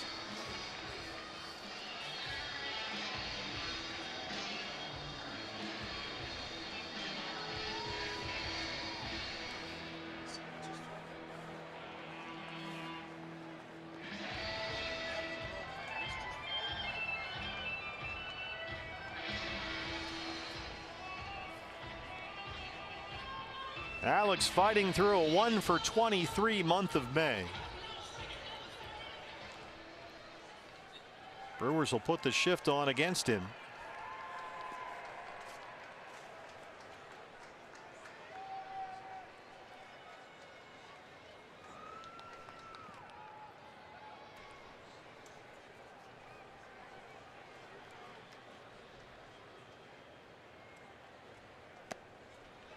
Fastball low, 1-0.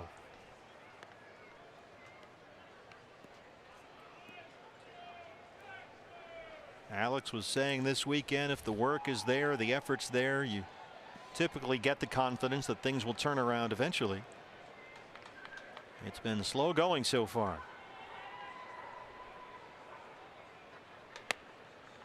'97, top of the strike zone, 1-1. And there's no question it's tough to change leagues and try to learn a whole new set of opposing pitchers and what they like to do, what their pitches look like, the shape of certain pitches, and it's taken a while for Alex to make the adjustment.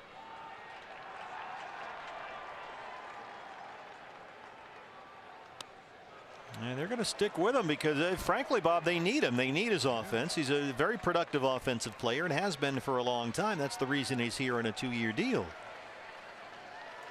So he's going to get plenty of chances to get it figured out, but he's down here 1-2.